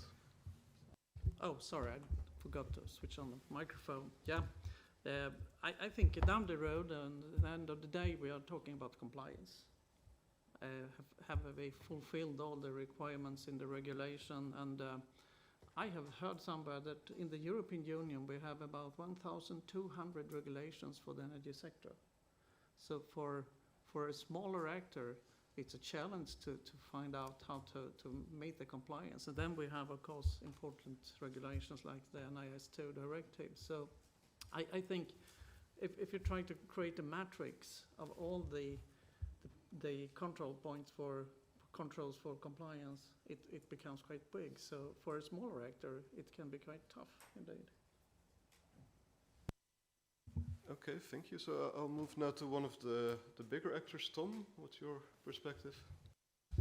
Yeah, thank you. You're right. E.ON is a bigger actor, yeah. What we see here, and we hear that this morning from Paula, the DSO will have a really challenge in front of us, or we have a really challenge in front of us. The whole energy transition will only work with digitalization, optimization, with AI, whatever we need. So, and of course, we need security for all of that. If that breaks down, then we all have a blackout, whatever. That's horrible. And therefore, I see many opportunities with this regulation. And when I hear that's good aligned in between the NIS2 directive, the network code, the CRR, that's really, I like to hear that. And that are the opportunities, yeah, that we get safe products from the vendors, from the suppliers that we can use, and that will help us to bring this technology into life. And again, I said it already in my entrance statement, I hope to avoid bureaucracy. Let me give an example that we have in Germany, the discussion at the moment. It's all around critical components and how we are allowed in the future to order critical components. We have there a bureaucracy process to ask our authority for allowing us to bring critical components in our networks. And if that takes a long time, we really will struggle with the transition of our energy network. So we really have to have processes on a national base that works pretty well, smooth, tailor-made, that we really have in time the right decisions on board. And that is not on a European level, that's really national level in this case. If I just remember I will call it personally disaster with the smart meter implementation in Germany several years ago. It was really a burden for everybody who was involved, also the authorities and the regulators, and we don't have to do the same mistake in this time again, because then we will fail with the energy transition. That is the risk that I see if we are not bring the cybersecurity smooth aligned with the speed that we need for the energy transition, then we will have an issue, and that is not only that hackers will attack us, then we make our own problem with some regulations. Okay, thank you. Then Ron, from the TSO perspective. Yes, thanks, Martin. With all the different upcoming legislation already mentioned, I'm not going to repeat my previous speakers, but generally I see a risk of conflicting legislation. Happy to hear with the good alignment of network code and the NIS2, for instance, but there's the critical entity resilience, the SER, is also there playing a role. Potential gaps in analysis, I said already before, it's the entire supply chain, power supply chain that needs to contribute. So we need to make sure that everyone is contributing. And also some, let's say, generic legislation, which might not be specific enough for our, well, I'm hesitant to say specific sector that we represent. And one of the examples is the radio equipment directive. It looks like it's going to have certain generic requirements, which partly might not really be implementable for us within the TSO and DSO environment. Last but not least, I want to stress timing. With all the new legislation coming up, it's of the essence that we keep a good speed in the new legislation. Of course, not too much, and it needs to be good aligned with each other, but the threats are moving rapidly as well. And we need to make sure that we are aligned with threats, that react quick and properly to new threats, cyber threats that are coming towards us. So time is of the essence. Okay, thank you very much. I'm now going to move to the public side of the table and maybe ask React also maybe to see which challenges you see, but also maybe to already say what measures you are taking or have taken to mitigate these challenges. I will start with Slavomir. So, no, definitely good afternoon. Allow me perhaps to respond to Tom's German example. I'm very fond of the German example. It's a very interesting example and a very good one. Germany, if I understand correctly, has a very thorough common criteria-based assessment, right? And it's fantastic. It's a very thorough assessment. You really have your smart meters assessed very thoroughly. It maximizes your chances of having secure products in the market, and similar thing goes for potentially for industrial control systems, and it's great. This thorough conformity assessment based on common criteria. Now it takes some time, and of course this is the consequence. You get a bit of delay. Now, right now, this is the case, and that's right now, to my knowledge, to my understanding, this is practically the only avenue to market your products right now. And also this situation is different amongst the member states, because at present, this product security and specifically the product security conformity assessments are not harmonized. But this will change when the CRA comes into force. And CRA happens to be a maximum harmonization regulation, meaning that the member states will not be allowed to keep their own diverse frameworks. So that's the first thing. There will be harmonization. The rules will be the same. The procedures will be the same. But it gets much, much better. Where it gets really exciting are the procedures that the Commission proposed in September last year when the CRA came out. The CRA, as proposed by the Commission, proposes 3 types of assessments. The first one is a self-assessment, if you like, based on your internal systems for non-critical products, right? So this is light. This is for less critical products, fairly quick, and you can do that in parallel with production. The second type is an external conformity assessment by an external body of your product, and this is for critical systems.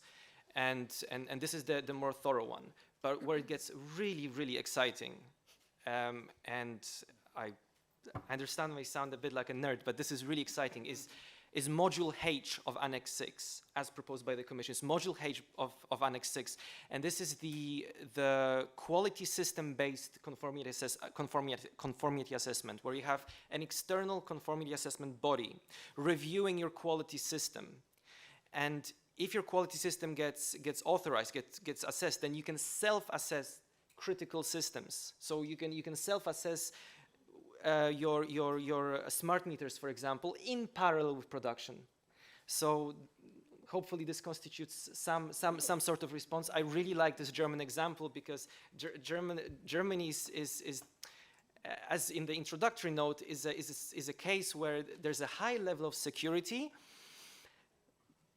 but perhaps the marketing, the speed to market aspect, could be pushed a little further, a little more. So that would be 2 cents from me. Okay, thank you very much. Then I'll go to Bojana. Well, it's obvious that timing is of the essence, and we're very well aware of that. And coming up with the CRA, it was clear when it's a huge horizontal legislation with a very big impact on the whole market.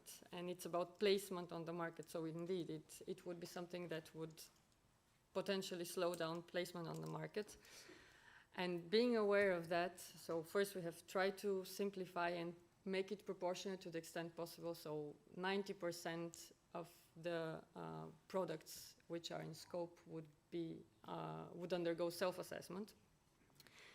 And then also a smaller percentage would be the more critical products. At the same time, there are efficiencies building on what is developed by the Radio Equipment Directive. So the CRA is building on RED, and what is being developed currently under RED as standards would be taken over potentially in the future by CRA. So also to accelerate the whole process of development standards, because again, we are aware that this also takes a very long time. There has been already work ongoing with the European standardization bodies, JRC with the help of ENISA, also mapping of existing standards, and the Commission is drafting a policy request. So already before the legislation is out there, because a harmonization, a request for harmonized standards can only be made once legislation is finally out there. So we're making a policy request, drafting now, on the basis of what is available currently, to accelerate the work so that once CRA is out there and is adopted, standardization can proceed faster. So the timing is taken care of to the extent possible, but we are aware that it's a very broad scope, so we'll have to divide it and see how it can be tackled sector-specific, in a sector-specific way or in another way. Thanks. Okay, thank you very much. I would like to zoom in now a bit on one item already mentioned by Tom and Slavomir. This is this product security requirements. I think this is something really new in this generation of security regulation. I think the previous generation, so the NIS1 directive, was focusing really on organizational risk management, taking more organizational controls. In this new package, there's much more focus also on setting technical requirements, for instance, to products. So not just on the DSO or TSO organization, but actually the products you buy, smart meters, SCADA systems, RTU, setting a sort of a harmonized European standard, also the technical level, and also addressing, for instance, vulnerability management. So I think this is something completely new to the sector. I think the only example was the German smart metering protection profile, where also it was where we had regulation on technical level. I think Slavomir was very excited. I think Tom was slightly less excited about this. So we have, it's at least a controversial issue, and I think now we're sort of trying to roll this out at the European scale. So I think we will run into some interesting challenges there. So we want to zoom a bit more into that area. One thing we see is there's both product-oriented regulation coming more on the critical infrastructure side. So for instance, the NIS2 directive has a requirement that potentially either the Commission or the national government can make it mandatory to use some certified products, or the network code tries to set some harmonized requirements, some procurement recommendations for products. So this is more things that operators need to do when they're buying something. On the other end, we have more the market access regulations, so the Radio Equipment Directive, the Cybersecurity Act, which sets requirements that manufacturers need to meet before they meet something in the market. So both on the buying side, TSOs, DSOs, and on the selling side, manufacturers, we're getting requirements, often in very detailed technical level. And yeah, first question is, how can we make sure that all of these requirements align, that we don't get any mismatches or things that would reduce the effectiveness of the requirement? I will go first to Jean-François. To make this a success, and this is quite new and good for the overall safety and security of our systems, we need first to set common requirements, and as professional from grid operation, it must fit our needs. And it also must be adapted to what manufacturers can do and can propose at the right cost. And I would say this is also one specific issue with all those new requirements that we will have to impose and to ourselves and to manufacturers. It is to have the right level, the appropriate level of security. And one of the pitfalls, I mean, it could be between those different regulations, a kind of complex decision algorithm the manufacturers will have to do, and that we don't want to. For example, for their smart meter production, would it be for this situation or for this regulation common criteria AIO7 or new European certification or this kind of well, standards to be respected and applied. And this is quite a critical issue for our partners that are manufacturing products we are using with those smart meters, SCADAs, ADMS, etc. So we are full aware of that. I think we have to work together and to go on with the work together between within those expert groups from DSO-NTT and with ENTSO-E, etc. And also working with manufacturers more closely. We do it already, but with the regards to those new regulations, it will become more important, more essential to make sure that the products in the end fit for purpose at the right cost. Okay, thank you very much. I'll switch now to the public side. I think DG Connect, Brianna, you've both been involved in the NIS2 and also in the CRA. So I'm wondering from your side, how do you see them working together in the future? Or how can we make sure they're aligned? Well, the example of smart meters and SCADA, this is currently under the CRA Commission proposal as part of the highly critical types of products, which have to undergo always third-party assessment. I understand that this is indeed subject of discussion, which has been raised in the co-legislation process. So we have to see and await what will be the outcome, whether there will be changes in this and in the whole process. The role of the Commission is also to ensure that there is coherence with the existing legislation. Okay, thank you. So I'm going to move a bit then to the preparation. So what should operator manufacturers do to prepare for this new type of legislation? First for the DSO side, Anders. Yes, thank you. And I would like to tell you a story. When in my former position, I worked as a CISO, and I was working with resilience and business continuity planning and so on. And I must say, the attitude from the vendors and the manufacturers differed a lot. All from the vendors who said, we are for you every day in the week, every time, whenever you ask. And we had vendors who were selling heavy equipment for our plant for generation of heating and electricity. And they just told us, you have a support number, what's the problem? So I think it's important that the manufacturers know about this kind of legislation and really take care of it and cooperate so we can speak the same language, so to speak to each other. And I think it's also important that the manufacturers understand that this is a critical sector when we talk about energy, and they are a part of it. And I agree with Jeff here that the more standards we have, the better it is for everyone, so we can relate to the standards. And once again, I would like to say it's important to share information in both directions and that we get information from the manufacturers as well. Okay, thank you. Then the same question to Jean-François. So what should we operator manufacturers do to prepare these for these regulations? Yeah, and there is a good news.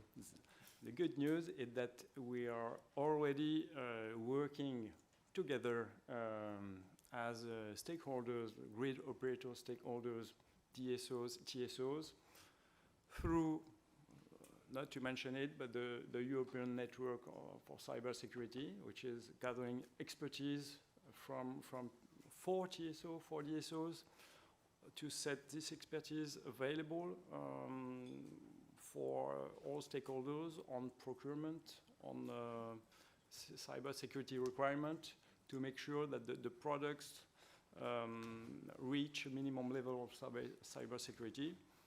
If necessary, the due certification and certifications in plural, because you can have several certifications on one product.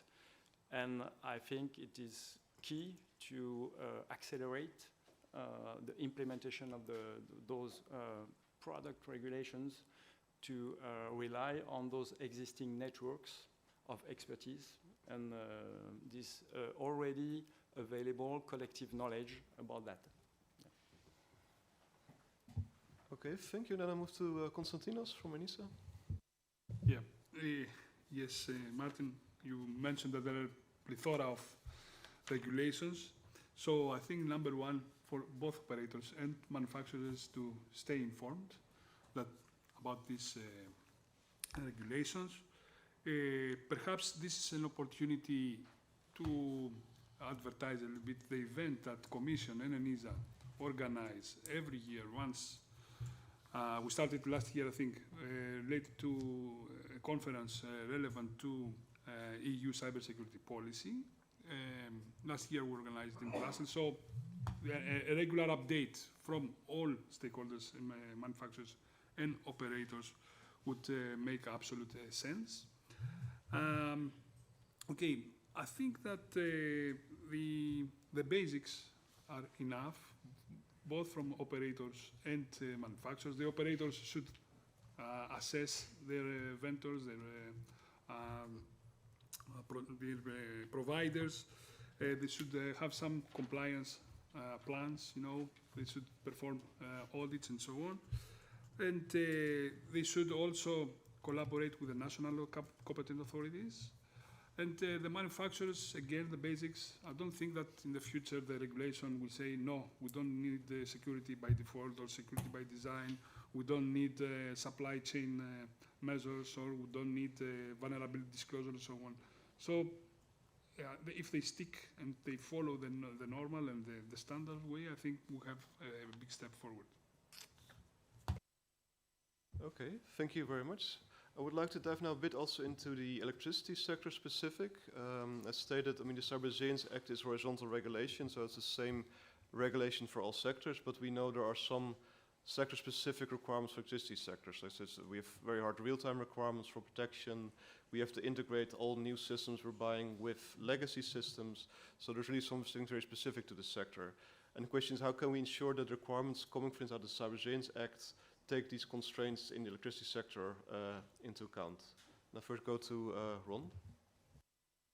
Yep, thank you, Martin. It's a bit what I already mentioned also 2 topics ago. The Radio Equipment Directive, as well as the CRA, I see there a challenge that there are some common requirements, common criteria being used, which might very well apply for a lot of the equipment falling in the scope of these 2 legislations, but also some parts which are that specific for our sector. To give you an example, are the industrial automation and control systems in substations. Putting simply standardized overall requirements on these type of equipment will definitely be a challenge for the industry, for ourselves as operators. And it has to do partly because the way these equipment parts function within the entire grid, as well as Martin mentioned already, there's a lot of legacy equipment. Legacy equipment is not there just because replacing them would cost too much. It's also because designed long lifetime of certain equipments, which in the end makes our grids so stable as they are. Quickly on the Radio Equipment Directive, there we see the same problem I just mentioned, that certain requirements, they make sense for a lot of products, but it would be good if there is some specific translation into equipment for our sector. So it's good that that both are being designed, the directives. It's good that they are going to be implemented, but some changes specifically for the sector would be more than welcome. Okay, thank you. Maybe for the public perspective, I'll switch to Slavomir. So the answer will strive to cover the specific requirements as well. So there are two angles. There's the regulatory angle and a non-regulatory angle. And two, let's say, electricity-specific requirements were raised during this discussion. One is, of course, the existence of the legacy infrastructure, and there's also the need to secure real-time communications, so really fast communications, often between applications. So let's start with legacy infrastructure. Now, there's an elephant in the room, and that is the CRA, by default, will not apply to legacy infrastructure. It will not apply to existing products, with one exception, and that is Article 55 of the CRA, and that is there's this doctrine or a concept under the new legislative framework called substantial modification. So when a product's design or intended purpose is modified substantially, then it's, as far as the CRA is concerned, it is no longer legacy infrastructure. So then the product specific regulatory requirements start applying. Now, whether or not this is the case, you have NIS2 and the NCCS, and they will have broad provisions that will require you to have safe products, safe supply chains. So let's see how this translates to legacy infrastructure and real-time communications in due time, as the Commission did with the delegated regulation to the RED. The Commission will also probably issue a request to SEN and SENELEC to establish harmonized standards for security of electricity-related products, of smart grids, of ICS, of smart meters. And so the question is, which standards, which technical specifications to draw the intelligence from, to draw the input to those harmonized acts, and what specific security features we could add to address the requirements of the electricity sector.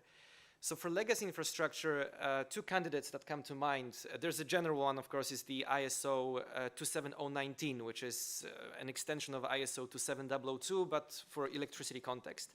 And there it requires, risk assessments which are specific for real-time communications, specific network hardening, ensuring that your network topology is designed in such a way that the attacks cannot spread too much to limit cascading effects. But if we were to get a little more detailed, there's the IEC 62315, and it's a very interesting series of technical specifications. These technical specifications address the security of communications between the components of electricity systems. And we have various, the thing about legacy infrastructures, you cannot necessarily update it, you cannot necessarily patch it, and therefore you have to apply what we refer to as countermeasures. So system-based, process-based means of protecting those services which patch up the shortfalls which are created as a result of legacy infrastructures. And that family is the IEC 62315. It provides some examples, some recommendations of such countermeasures, such as role-based access, strict authorization, network segmentation, auditing tools, various very stringent technical tests to see whether the controls have been implemented. So this is as far as legacy infrastructure is concerned. Now, real-time communications is another one. Electricity sector requires that the components, the applications within networks talk to each other in real time, and often this communication is automated. And again, this is, I think, 62315 family of standards does have some security recommendations, some security guidance which could be applied in the future harmonized acts. So, for example, it provides some guidance on cryptographic computation, on TLS computation, which is fast enough, which is quick enough, encryption and decryption of data, which is fast enough to ensure that these communications are still fast and secure. This family of standards also proposes methods which could be used instead of cryptography. So for example, for application-based communications, as fast as 4 milliseconds latency, which is very, very fast. This family of technical specifications recognizes that cryptography may not be the way forward, may not be optimal, and it provides some alternative means of ensuring security, such as pathfinding. So this would be, so yes, there is knowledge in technical specifications out there, and these are just some examples of how this knowledge, how these security specifications could address the specific requirements of the electricity sector, and it will be interesting to follow the development of future harmonized acts, and I think we all look forward to it. Thank you. I think you were mentioning something very important there with this harmonized standard that will come up, that will really set the technical standard. So I think it's maybe also a call to action to the whole community, TSOs, DSO, and manufacturers to become active in this and to make sure our knowledge is input for this standard, and that we as a community make sure indeed that's meeting our requirements. I think that's a very important work for the coming years. So I think with this, I also want to switch now more to the audience questions. I think we'll go around with the microphone. I have already one question online from Uri Sadot. Given the high penetration of small solar systems in homes and businesses, how do you see that affecting the grid, and how can they be harmonized? Anyone wants to react to this? Maybe first one of the DSOs, as you have to deal with all the connections. Could I ask Tom maybe to react? Then please repeat the question. Yeah, so the question is, I'll repeat it. So given the high penetration of small solar systems in home and businesses, how do you see that affecting the grid, and how can they be harmonized? I think harmonized, how can security requirements to these solar inverters be harmonized? Yeah. That's a good question, of course, and I think these need also a standard approach for the solar converters that we are able to implement then for our customers, for the households, because that will, the future will be the mass of energy input, also between other renewables that we get from companies, because if on each roof is a solar panel and we have to deal with that with good weather, not so good weather, then we really have to have a secure, sustainable system there. But we need standards for that, that's pretty sure. Okay. Victor, you want to react? Yes, I'm afraid the standardization of home energy management system or home IoT equipment is far from being a reality today. However, we as DSO and TSO feel concerned by the possible impact of systemic effect. Even if it's a kind of heterogeneous world, there are components, IoT components at home, EV charging components, energy management systems that may constitute a factor that could be attacked by a botnet attack and create problems with the grid stability. And one funny example, which is not a reality, but I like to remind this as an example. It's the Alexa example or the Google example in the United States. Burger King organized a very effective advertisement on the TV, and the advertisement started with something like, Alexa, what is a whooper? And in the 40 millions of equipped with Alexa device, it answered the whooper. According to Wikipedia, it's a delicious burger from Burger King, etc. And can you imagine a kind of scenario like this and saying, well, Alexa, please shut down every electric devices at home. Yes. And then you got 40 million households that are shut down, and for the grid, it could be also an interesting impact to analyze. But fortunately, this is not reality. This is just a kind of thought we have.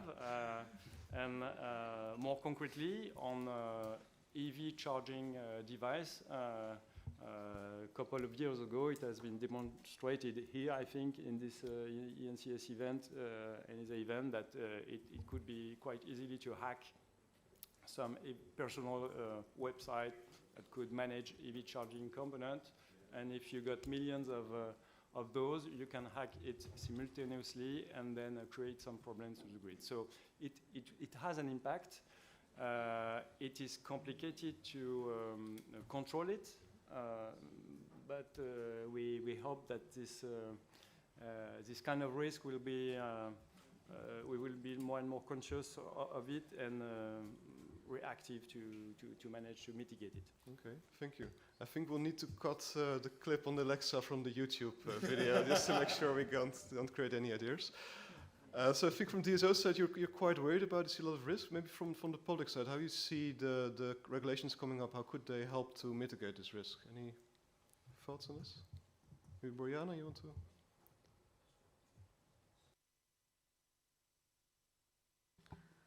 Well, I think we already repeated many times, we have all the requirements and all the high-level measures that companies need to take. So, well, I think the Cyber Resilience Act is really something new that we didn't have as a tool before. So before, with the NIS1, DSOs couldn't put any requirements on consumers. With the Cyber Resilience Act, we can also really target the consumer IoT equipment. And I think for us, this is a unique tool as a community to also address the risk we're seeing there. So I think we're quite happy with the work you're actually doing there, and that's really something innovation there. So yes. Maybe just to compliment you on it. Okay, I don't know, any questions from the audience in the room?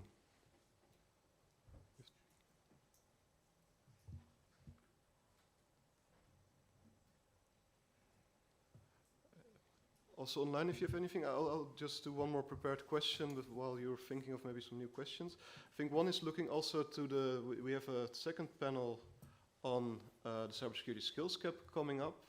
But maybe to link it also, I would like to ask you, how do you see current regulations addressing the cybersecurity skills gap? Maybe starting with Tom. Happy to do so. Let me start not with how the cybersecurity regulation address that. There are others that can do that better. Let me start with a short example. When we implement in Germany the NIS1 directive, there are around 800 critical infrastructure operators affected over whole Germany, with nearly 2,000 critical infrastructure systems. With the NIS2 directive implementation, the last information that I had from the authority is that we have, besides this 800, 8,000 essential entities and 21,000 important entities. That means we come up to 28,000 companies who have to deal with these regulations. Of course, the majority of this one will do something in cybersecurity, hopeful, really hopeful already now. But that means also that I am afraid that there is a skill gap on the entity side for people who can really deal with all these regulations and with the topics, but also, to be honest, on the authority side, that the authorities not have enough resources just to deal with all what they came. And when I come back to the information exchange, that will be a flood of information that can be made in the future out of incident reporting, of vulnerability reporting, whatever, from all these new affected companies, entities. Therefore, we need people who have the skill to deal with that. And we have also technology, like AI, whatever, to find out the right information out of this data mess. And therefore, we really need the right skills. And that is not only the right skill for cybersecurity, how to configure a firewall, antivirus, whatever, the old stuff. Really, AI, how can we deal with this massive information that comes out of our systems that we have in the future? And that also on all level. Yes, it's not only the cybersecurity experts, it's the management who have more understanding about what happens with cybersecurity, what is the risk of cybersecurity, and it's also each employee. Yes, each employee, and that was also this morning already said. Yeah, we as a company, DSO, all companies, has to take care that our employees are well prepared in this topic. And that is helpful for private and also professional life, of course. They need that also. So I'm very interested in the next panel, how we will face this challenge in the future. I hear some topics in the morning, and I'm really interested in how that will looks like and what we can do all together. That is really a topic we have to do on the public and private side. That is not only that we expect education from the public side and they will do it for us, we have to do also our piece in this really important topic. Okay, thank you. I think, Konstantinos, we also heard this morning ENISA will get a very important role in the Commission strategy for the skill gap. So how do you see that? How do you see current regulations addressing the skills gap? I will say that politely, only partially addressed by the current regulations. In a comparative, we have the example of the NIS Directive, Article 20, which more or less brings the responsibility to the top management of organization to be responsible for the education and the training of the cybersecurity relevant employees and the employees in general of the entities in scope. And also we have the network code provisions, especially those related to the cybersecurity exercises, because we consider the exercise as part of the upskilling of the employees. And just for your information, as I said, we at the policy unit of ENISA, we try to make comparative analysis of, especially from the regulatory frameworks which are under development, and we found that only 2 out of 9 legislations which are under development have some provisions with regards to the cybersecurity skills, and luckily enough, network code is one of them. So you can see the gap there. It's clear, but I leave the recommendations and the solutions to the other panel, because I understand that here we set only the gaps and the problems. Thank you very much. Yeah, so to close this brief outing into the skills gap topic, Boriana, maybe you want to react? Well, you said almost everything. What NIS is doing in this direction is bringing cybersecurity to the level of the top management, to the boardroom, and also requiring top managers to themselves get regular trainings, which then would automatically gives incentives to also train their own staff. It requires member states to introduce this in their strategies, so trainings and cybersecurity training should be part of national strategies. But there are limits to what we could achieve with the current legislation. That's why the Commission came up with what Thomas Cordes earlier presented, the so-called Skills Academy, which is an umbrella initiative, and where the Commission is urging everyone and providing a platform which would pull together demand and supply of cyber skills, and where basically all stakeholders should be involved. So we're urging everyone to take this seriously and to become involved in it. So I'm looking forward also to the discussion this afternoon about the skills. Thank you. Okay, thank you very much. So I think we have time for one more audience question. So anyone from the room or online? Anything you would like to ask our panelists? I have one question from the supplier side. Maybe wait for the microphone, just for the people online. Good morning or afternoon. I don't know what's the time even today, but good panel. I have one question. I'm from the supplier side, and what we see is that we are a company, we have 15 plus years in OT cybersecurity, defending national critical infrastructure companies. What we see that depending on the country, depending on the territory that we are in, some governments are really willing to work together with the suppliers because of the experience. What I see in the European Union or the territory, I see that many countries say, we don't want to work with a supplier, we work with our own people, we want to reinvent the wheel. I see many companies, especially at the European level, that do fantastic things with education, training programs that they can offer. They do this for 10 plus years. And what I see at the European level and at the national authorities, they say, we want to reinvent the wheel, but I see at the other side, time is of essence. I've heard it many times. Why is this happening, and why is there not money out of the European Commission, for example, to simply say at the national authorities, we make budget available, you can buy those training programs, and this will save time, because there is no time to lose, I would say, today. Okay. I don't think we have anyone from the member states here, but if there's anyone who still wants to react. It's a bit of a, because we don't know why the member states are doing what they're doing, but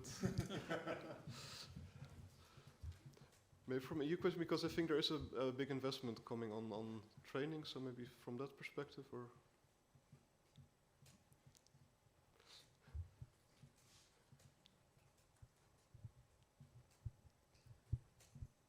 I think they're thinking about it, so maybe we leave it.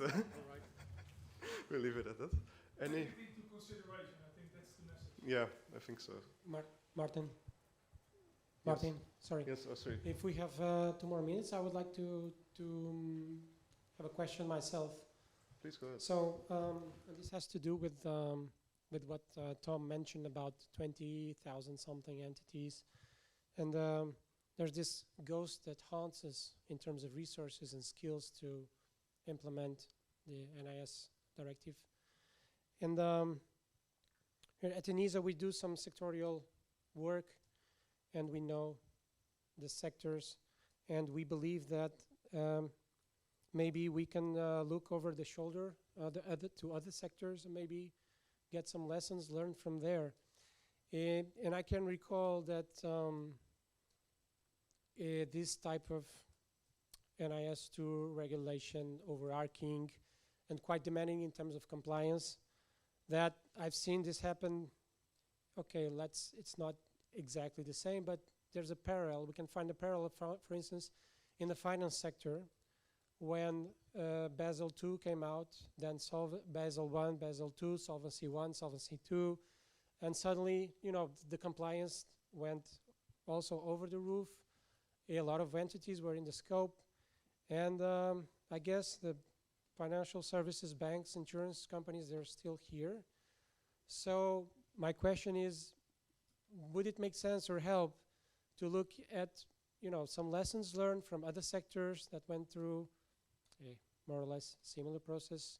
Because after all, I mean, we agree that the NIS2 is a lot about risk management. At the time also, Basel I, Solvency I was very much focused in risk management also. So maybe it could help, take out this myth about, it's not that the challenge is not there, but maybe we can learn something that happened in, quite in the past. This was about 2004, 2005 onwards.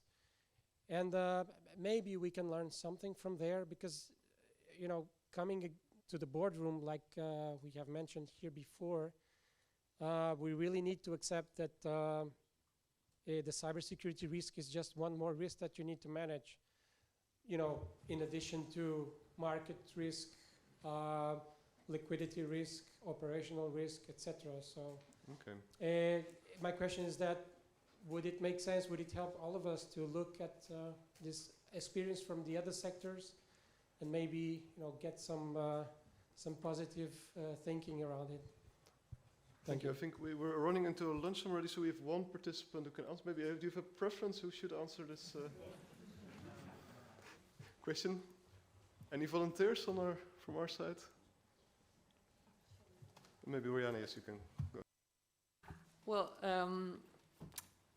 this is precisely the reason why the financial sector, despite the existence of now the DORA regulation, is still covered by the NIS directive, because it is a sector which is very advanced in cybersecurity aspects. So it is a sector from which we can only learn and from which we can gain knowledge. So one of our objectives when designing NIS2 was that we need to keep, despite the fact that DORA would be a lex specialis, so it will apply instead of NIS for security measures and incident reporting, it would still be part of the so-called ecosystem of sectors of NIS directive because it is a very valuable source of knowledge. Okay, thank you very much. So as I said, we're through our time, so thank you all panelists. I think it was a very useful discussion. I learned a lot about the upcoming regulation that I didn't know, and I'm really looking forward to working with all of you in the future to implement all this regulation. I think there's a lot of work ahead of us in the coming years, but we can really make a big difference in cybersecurity risks. So thank you. Thank you. Okay.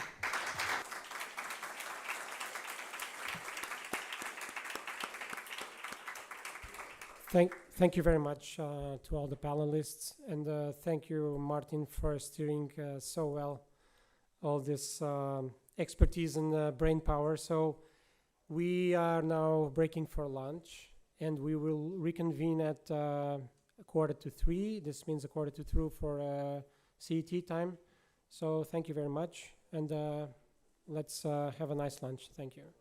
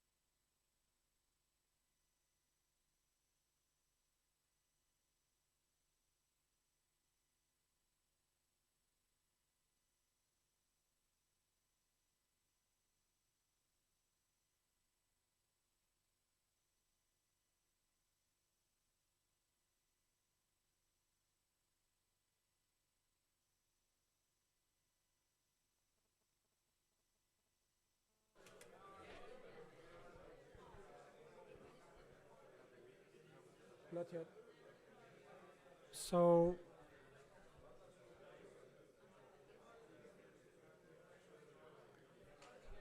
I think we can slowly start our session.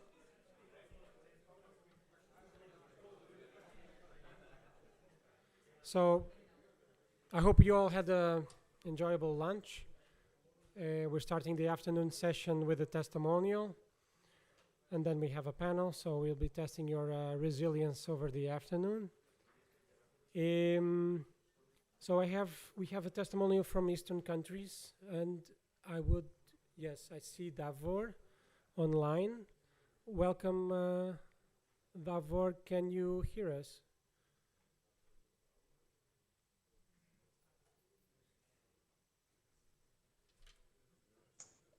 Good afternoon. Can you hear me well? We can hear you. Can you hear us also? Yeah, there is some echo, but okay. Anyway, I will talk now for the next 15 minutes or 10 minutes. Thank you very much for inviting the Energy Community Secretariat to present the situation regarding cybersecurity in our conflict parties. And greetings from Vienna. Actually, for those of you who are not familiar with the Energy Community and the Energy Community Secretariat, actually we are the only institution, permanent institution, based on the so-called Energy Community Treaty signed almost 20 years ago between European Union and the countries wishing to join the Union. Some of them joined actually, and some of them approached to the treaty. Now we have 9 countries, we call them content parties of the Energy Community Treaty, who wish to join the EU. Those are 6 Western Balkan countries, that's Albania, Bosnia and Herzegovina, Serbia, Kosovo, North Macedonia, and Montenegro, and 3 Eastern Partnership countries, Ukraine, Moldova, and Georgia. So we deal with different issues. Our main task is to actually assist our content parties in transposing the EU legislative framework regarding energy and environment. We don't have legal background for the cybersecurity, but we are aware of the importance, especially related to the security of energy supply, for which we have a legal background. So our ministerial council, consisting of energy ministers of all counting parties, together with the European Commission representing the EU, adopted a decision on the establishment of the Energy Community Coordination Group for Cybersecurity and Critical Infrastructure. So we cooperate within this group and exchange knowledge and have some other obligations. So actually our actions regarding cybersecurity are conducted through this group. I will give you a short overview of the general situation regarding cybersecurity in our counting parties. All of them address this issue. They have laws in place, some of them in more detail and more compliant with NIS directive, some of them less. But let's see, Albania has a law on cybersecurity which partially transposes NIS 1, but cross-border and regional cooperation is missing. Actually, they also have regulation on cybersecurity of critical infrastructures in the power sector from 2020. They have national strategy for cybersecurity and now preparing the new one. And regarding electricity companies, they are obliged to deliver self-assessments regarding cybersecurity. They did that. Actually, power production company and TSO are more advanced, but distribution system operator is not able to do this self-assessments. Obviously, some space for the improvement regarding DSOs actions in cybersecurity are needed. They experienced large cyber attacks last year, but not influencing the energy sector. Bosnia and Herzegovina, we consider it quite vulnerable because they have no state law on cybersecurity or protection of critical infrastructure at the state level. So this is a political issue. They have two entities and they cannot agree usually between themselves. One entity has a legal background trying to transpose some provisions of the directive on the identification and designation of European critical infrastructures and NIS 1 as well, but actually not in a full scope. There is no common computer security incident response team structure in Bosnia and Herzegovina as well, and actually there is one working group now working on these issues, trying to build a roadmap for the security of network information systems in the energy sector at the state level. And last year, the only energy company in our counting parties, except Ukrainian, which was attacked last year in a cyberspace, was one gas company, and they learned the lesson that better organization is needed. Regarding Georgia, they have the law on information security, which partially transposes NIS directive. They divided different entities and institutions in 3 categories of cybersecurity importance, including energy companies. 2 of these categories are public and 1 is for the private sector. They have no specific cybersecurity regulation regarding energy companies, but fortunately, at least, they didn't report any cyber incidents in the energy sector to us. Kosovo has all sorts of legal documents like the law on critical infrastructure, which transposes Directive 114. They have national cybersecurity strategy. They prepared the new one. Right now, they have law on security of networks and information systems adopted in February this year, implementing NIS directive, and actually there were no attacks in the electricity networks. Moldova is progressing as well. They have the cybersecurity program from 2016 to 2020, addressing provisions of NIS directive. They also approved law on cybersecurity this year. They will establish the cybersecurity agency, and they are right now supported by USAID regarding cybersecurity. Montenegro is also, let's say, quite advanced among our contact parties. They have cybersecurity strategy, the law on information security, transposing NIS directive, the law on designation and protection of critical infrastructure. They also now they are preparing the law on information security, which will be in line with the NIS2 directive, and they will probably be the first country of the energy community transposing NIS2 directive, and they also prepare cybersecurity strategy. They had cyber attacks last year in August, but not on the energy infrastructure, but on different ministries and other institutions, and this attack was quite huge. North Macedonia also tries to improve its legal background. They have cybersecurity strategy, they prepare law on critical infrastructure, they will amend the energy law addressing cybersecurity mechanisms in the energy sector, and actually there are recommendations adopted by the Energy Regulatory Commission, including criteria for identification of critical energy infrastructures in the electricity sector. Serbia has law on information security from 2016, and they have strategy for development of information security until 2020.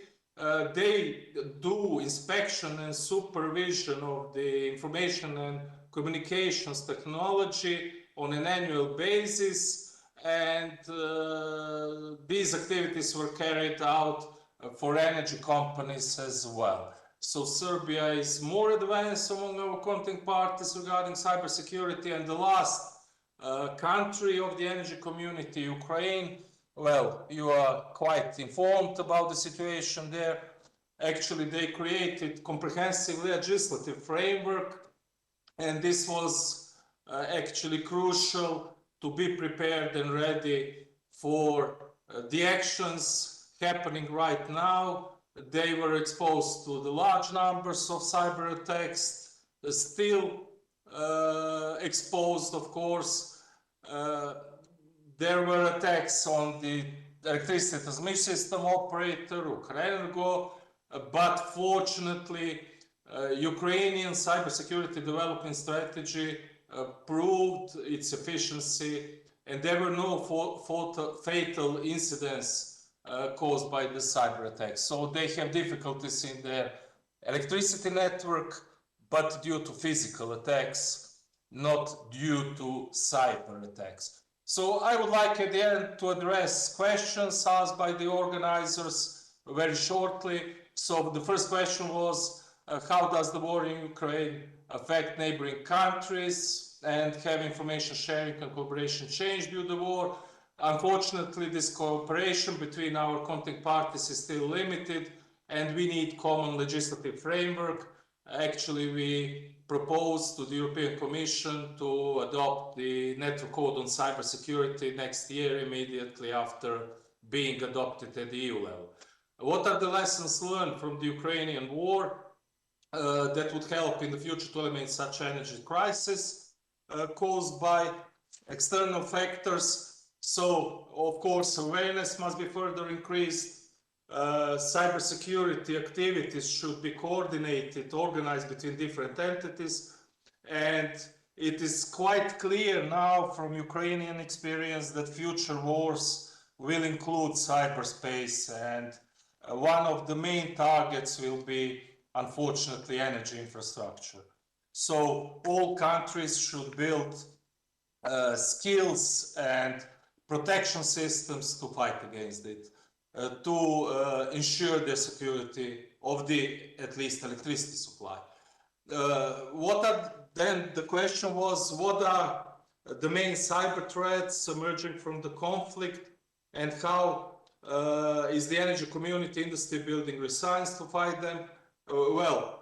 We now know that different malware like ENTSO-E may seriously damage energy infrastructure, cause blackouts. Actually, electricity infrastructure has been traditionally designed to withstand outage of one line, transformer, generator. We call this N-1 criterion. Under worst operating conditions, under less challenging operating conditions, systems may withstand N-2, 3, whatever. But the problem with cyber attacks is that they may influence several elements, complete substations, several substations, different sort of facilities. And it's clear that the electricity infrastructure has not been designed for that, and blackouts may occur.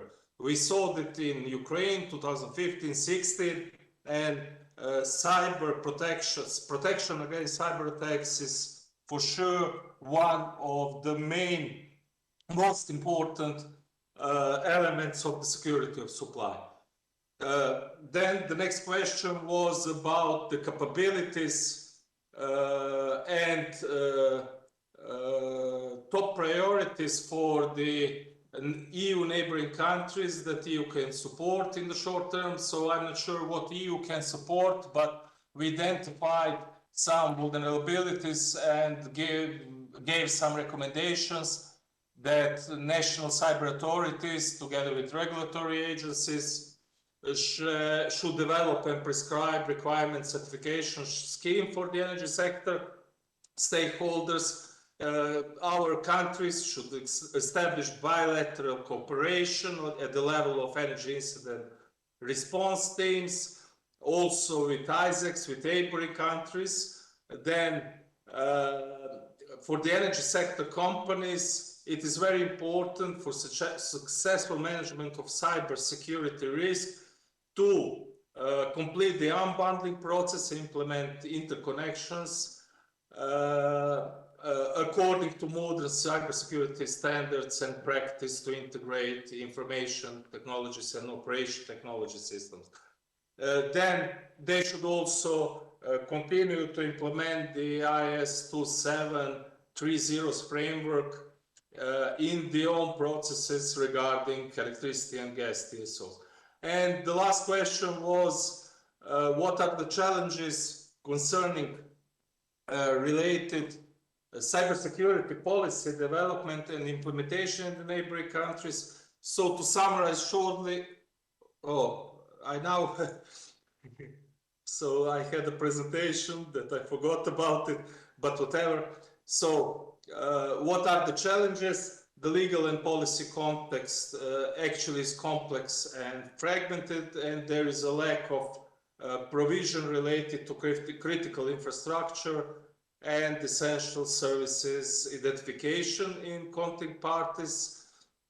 Then, although contact parties have prioritized cybersecurity,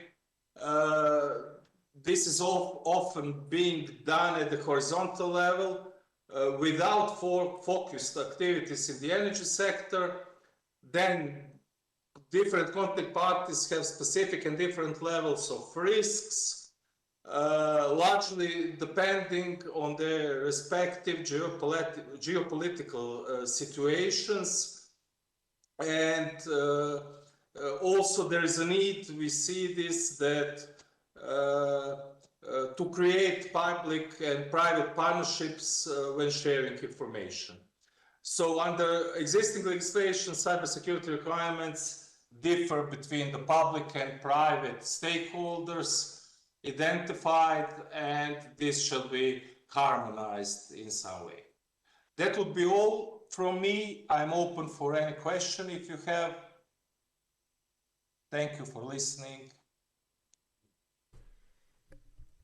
Thank you, Davos. Thank you for sharing your experience and lessons learned from the European countries.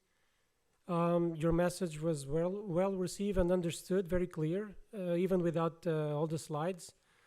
So no worries there. Thank you very much for being with us. And if you can, follow the rest of the afternoon sessions, we're very happy to have you.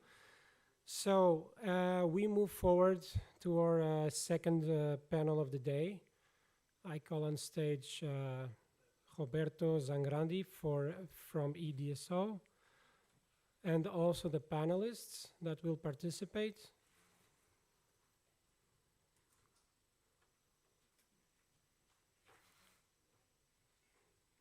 So I guess we have everything ready.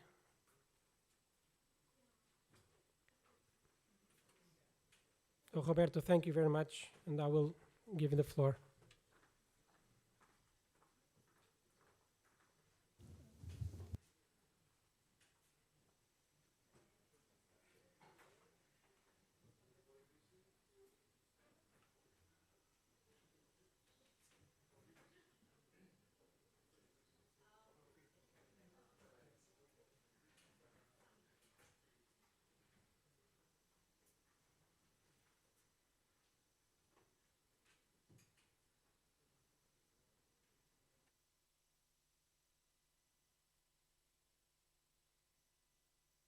So first of all, thank you very much for the nice words earlier this morning, for your applause. And in life, in professional life, you just move on, and this is what will happen to me at the end of the year. And then, yes, maybe Anjos and I may be the father founders of this, but it's always better to move away before becoming the grandfather founder of such organization. So I will leave to Anjos, whom is remarkably younger than I am, the task to afford the grandfathership of the Cybersecurity Conference that we organize. But anyway, it is absolutely remarkable the fact that we could grow in 6 years to such a wonderful public. Is probably one of the largest conferences that we had in terms of participation. Of course, COVID did not help us, but this is a nice and wonderful comeback after the COVID times.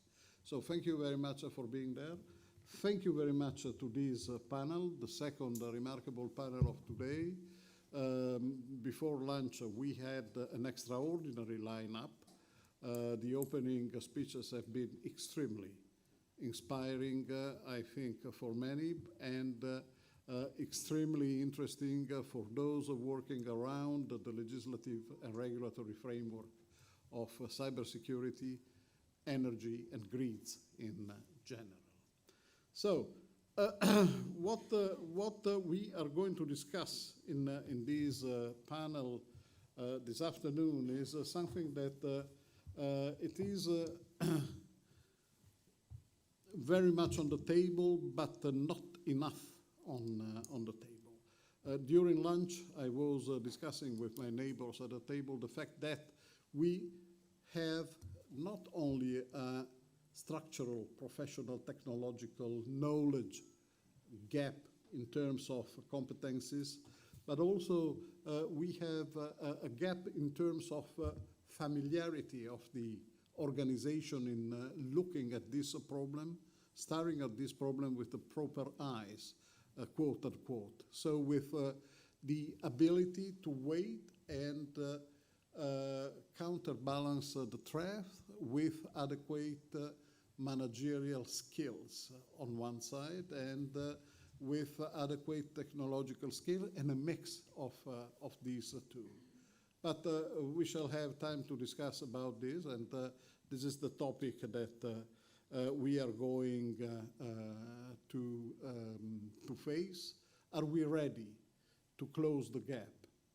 And are we able to close this gap in terms of competencies and attitude within our companies, and also within our academic institutions and technology centers that prepare this kind of competencies around? So we have an order that has been established in the agenda that during our telephone call of coordination I assured I would have followed. So I would like to ask Evangelos Kantas, cybersecurity expert of ENISA, to start with his 5 minutes opening speech. I will be a little bit directive on the timing. And actually, I expect you to be. So thank you, everyone. I'm Evangelos Kantas. I'm very excited to be here today. So I work for ENISA, the EU Agency for Cybersecurity. At ENISA, I'm a member of the policy unit, where, among others, we support the member states in transposing and implementing the NIS2 directive. But I'm also a member of the Awareness Raising and Education team. Now, in that team, we have a very important role, which is to support the increase of supply of cybersecurity professionals to the market. Now, as Mr. Skordas mentioned this morning, in 2022 alone, and the EU region alone, the estimated shortage of cybersecurity professionals were estimated between 260 and 500,000 people. And with current and upcoming legislative instruments like CRN, NIS2, Network Code, we only expect the demand to be higher than that. Now, one of the ways we try to help at ENISA is by creating a common language for cybersecurity role profiles, so that when everyone knows and understands the same thing when we speak about cybersecurity skills. Now, this takes the form of the European Cybersecurity Skills Framework, or ECSF, wherein we discuss 12 specific cybersecurity profiles, along with the expected deliverable and tasks for each one in the work environment, as well as the required skills, knowledges, and competences in order to achieve them. Now, as we speak, there's a huge Cybersecurity Skills Conference taking place in Segovia, Spain, under the Spanish presidency, where we also launched the review cycle for the ECSF. So we urge you, we urge all our stakeholders to give us feedback on how to improve this framework, share case studies on how it can be implemented in your specific sector. So please get in touch with ENISA, get in touch with us, and we are looking forward to your feedback. Thank you. You were faster than expected. So thank you very much for your synthesis. And the second one is my friend Anjos Nek here. You can have 6 minutes because he was the first. Yeah, and probably I will need less, Roberto. Well, let's see where we get. So, are we prepared? Is the first part of the question for this session, and my answer is not really. Security is a moving target, and cyber skills have developed into weaponry for war. Information sharing remains an issue, even with NIS2. NIS2 requires operators to report incidents and vulnerabilities to the national authorities, but there is no obligation for authorities to report threats and vulnerabilities to operators, which makes it hard for operators to know what they need to be defending against. We need to improve our information sharing capabilities. Also, we need to tackle an issue, and it has been mentioned before in several of the speeches, and I'm very glad that it's high on the agenda here, is an issue that has been pending for too long already, which is to clarify roles and responsibilities between governments, the military, and grid operators. We need to exercise, learn, and improve way more and better. A lot of focus and investment has been put into IT security education and capacity building, like security operation centers, but this does not address the needs of the OT domains well enough. Security officers and managers need to understand the security risks to the grid. Cyber attacks can disrupt the electricity supply, or they can cause physical damage to transformers and lines. Such impacts are often overlooked on ISMSs that focus more on data. The OT domain will be the main focus of sabotage if sabotage becomes a political objective. There are a few key issues that need to be addressed to level up the OT security skills.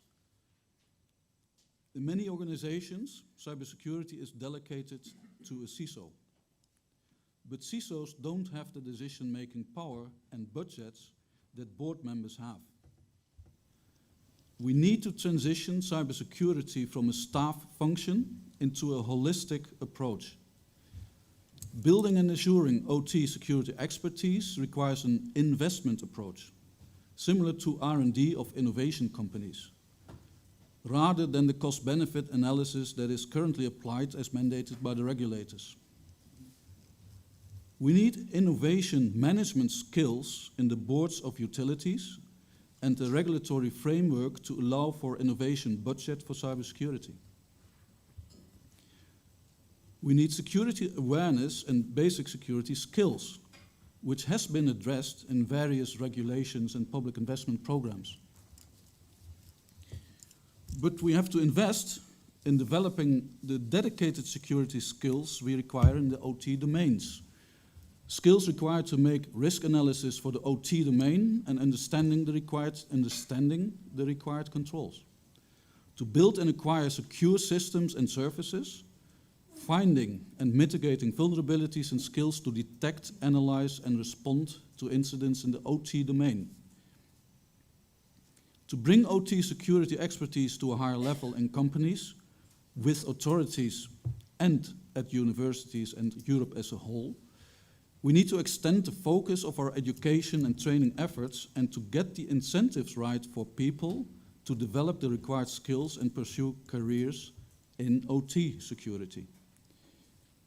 In summary, we need to make cybersecurity at schools and universities part of all technical curricula rather than only making more cybersecurity curricula. We need to develop and implement dedicated role-based education and training programs for companies to develop the required new OT security skills for all employees, for engineers and crisis organization. We need to create career paths for OT cybersecurity. And we need to enable top-class OT security development and sharing to keep up with the weapons race. That's it. Well, you are just short of a few seconds, but you touched a wide range of programs that qualify you to be the dean or among the faculty of the Academy of Cybersecurity that DigiConnect has announced earlier this morning. But jokes put on aside, this is also what we were discussing heavily during lunch. And I think that we shall re-fish out of the pond this topic later on. Aurelio Blanquet, Secretary General of the EEISAC. Aurelio has got maybe a holistic view for himself, and maybe you can tell us something about this, Aurelio. Thank you, Roberto, and good afternoon to everyone. First of all, I would like to on behalf of the ISAC, to demonstrate that we are quite honored to be in this stage and to partner with the founding fathers of this initiative, as well as with ENISA and ENTSO-E. And so let's go and make a short presentation on what is the European Energy ISAC, which calls for Information Sharing and Analysis Center. And this is an association, this is a private initiative association launched in 2015. So I thought that since we are making 8 years old, I will have 8 minutes to present the association, 1 minute per year, but I will shorten a little bit. And the aim of the association is to contribute for a more cyber-secure European energy system. And the way to do it differs slightly from the usual way. And the way that we are focusing in the information sharing. And this information sharing is sensitive information sharing, and to develop a joint effort in incident analysis, in threat analysis, in vulnerabilities, in solutions, and also in opportunities.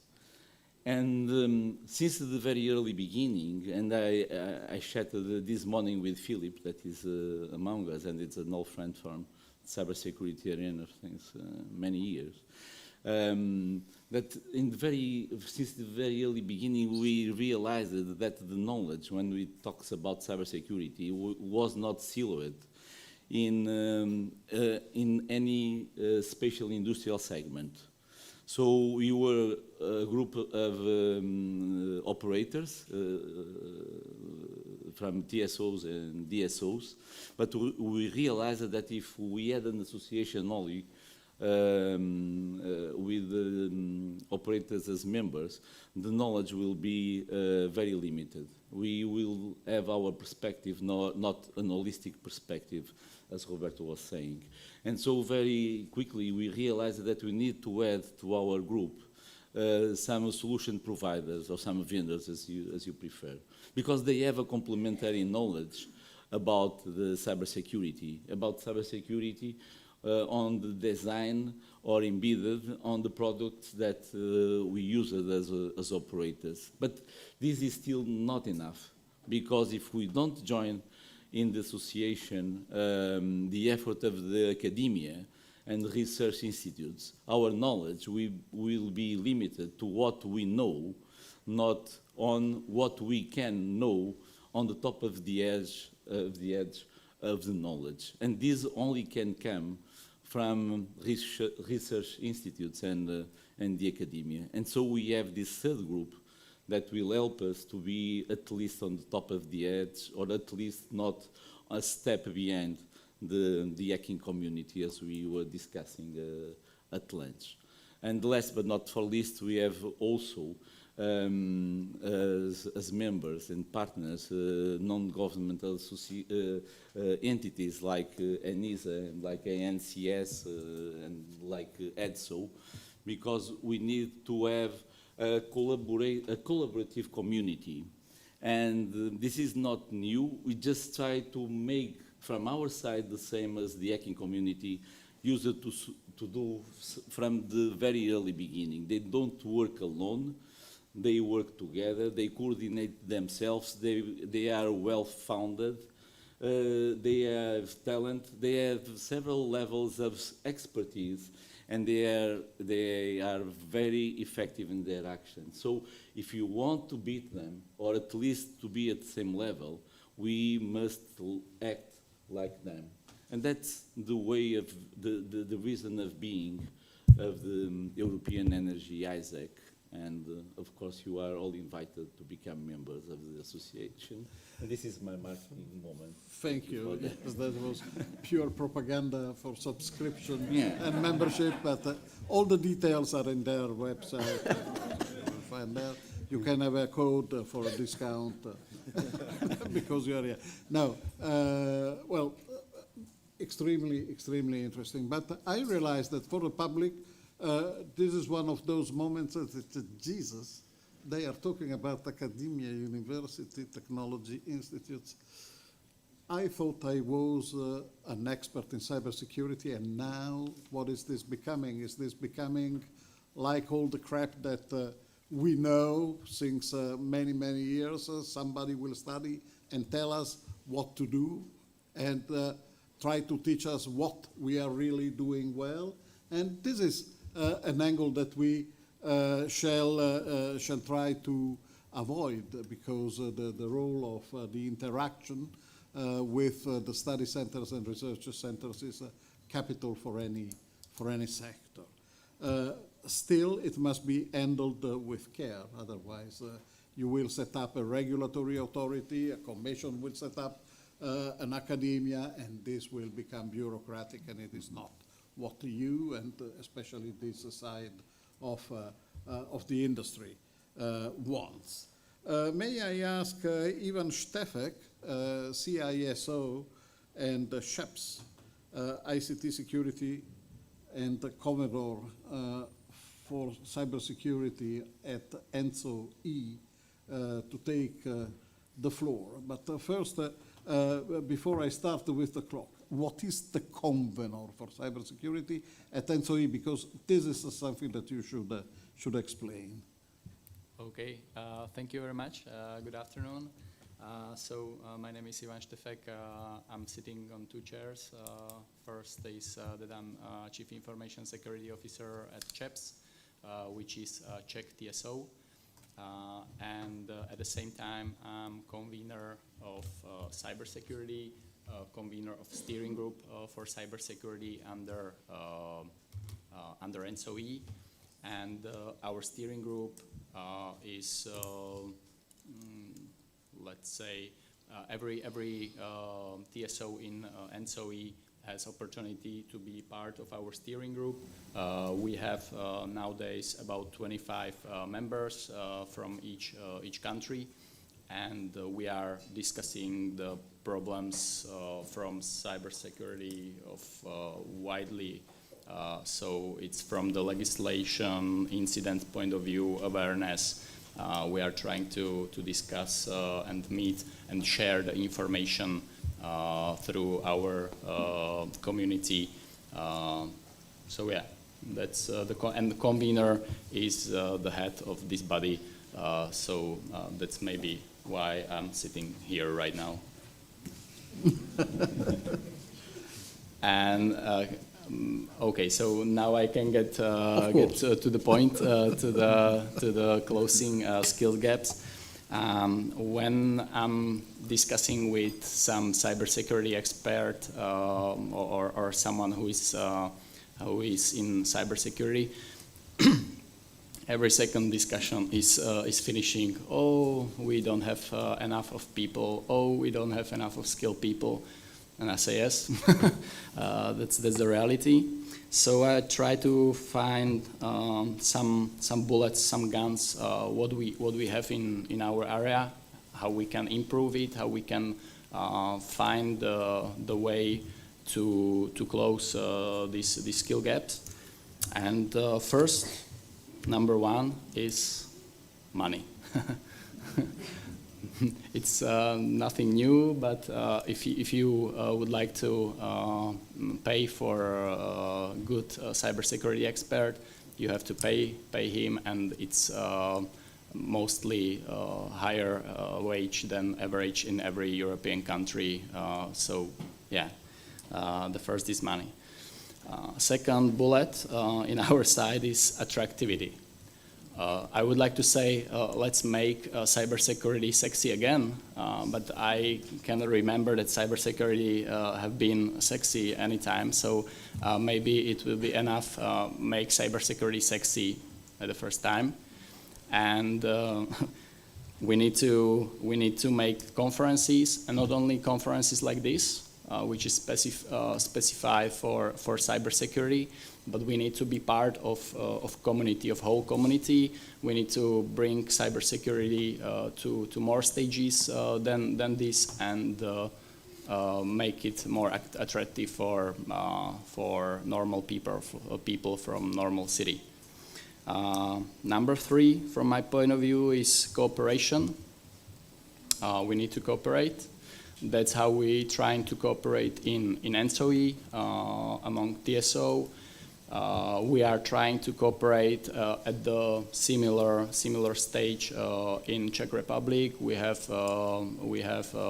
community called ChessRest, where we are meeting from companies from energetic sector and trying to share everything what we have, trying to share best practices, incidents, everything. So this is our bullet number three. Bullet number four is uniqueness. Unique. And this is from perspective TSOs. We are we are so unique in our country, in every country. nobody else had this opportunity to work in energy as a transmission operator. So this is how we can fight with, for example, fintech companies or companies from another sectors, and because we are unique. And last bullets, as I can see there is last minute for me, is talent management, and that we need to have a great work from human resources perspective, and working with talents. If we don't have enough of money, we need to raise our talents in our companies and to bring them to security expert as we would like to have. So thank you. Thank you very much. So it is a question of home breeding the talents in a way versus budget. This is what you say, and it is probably another interesting angle to be explored also in the future, because the analyses that are on the market do record the increase on the value in terms of gross salary of cybersecurity experts. But there is one point, is that all these analyses do stop at an upper intermediate level within the companies, and do not go on those levels that are CO -3, CO -2, or CO -1. So they do not hit the executive suite for the moment. And that is maybe one of the reasons. And I'll have a question for the panel after the last introduction. That is delivered by José Meseguet, Industrial Cybersecurity Leader at Schneider Electric and representing T&D Europe here. So José, you have the floor. Hello everybody. Good afternoon. First of all, thanks to the organization for this great event, and thank you to my fellow colleagues and all the audience to explore with us this interesting subject, which is the closing the skill gaps and getting prepared. Well, as it was said during all the day, electrical grids advance to digitalization, and it's evident that cybersecurity must be kept at the core, and hence it should be a main concern for the European grid operators, and of course for the technology providers, the part that I represent, and I want to give the point of view.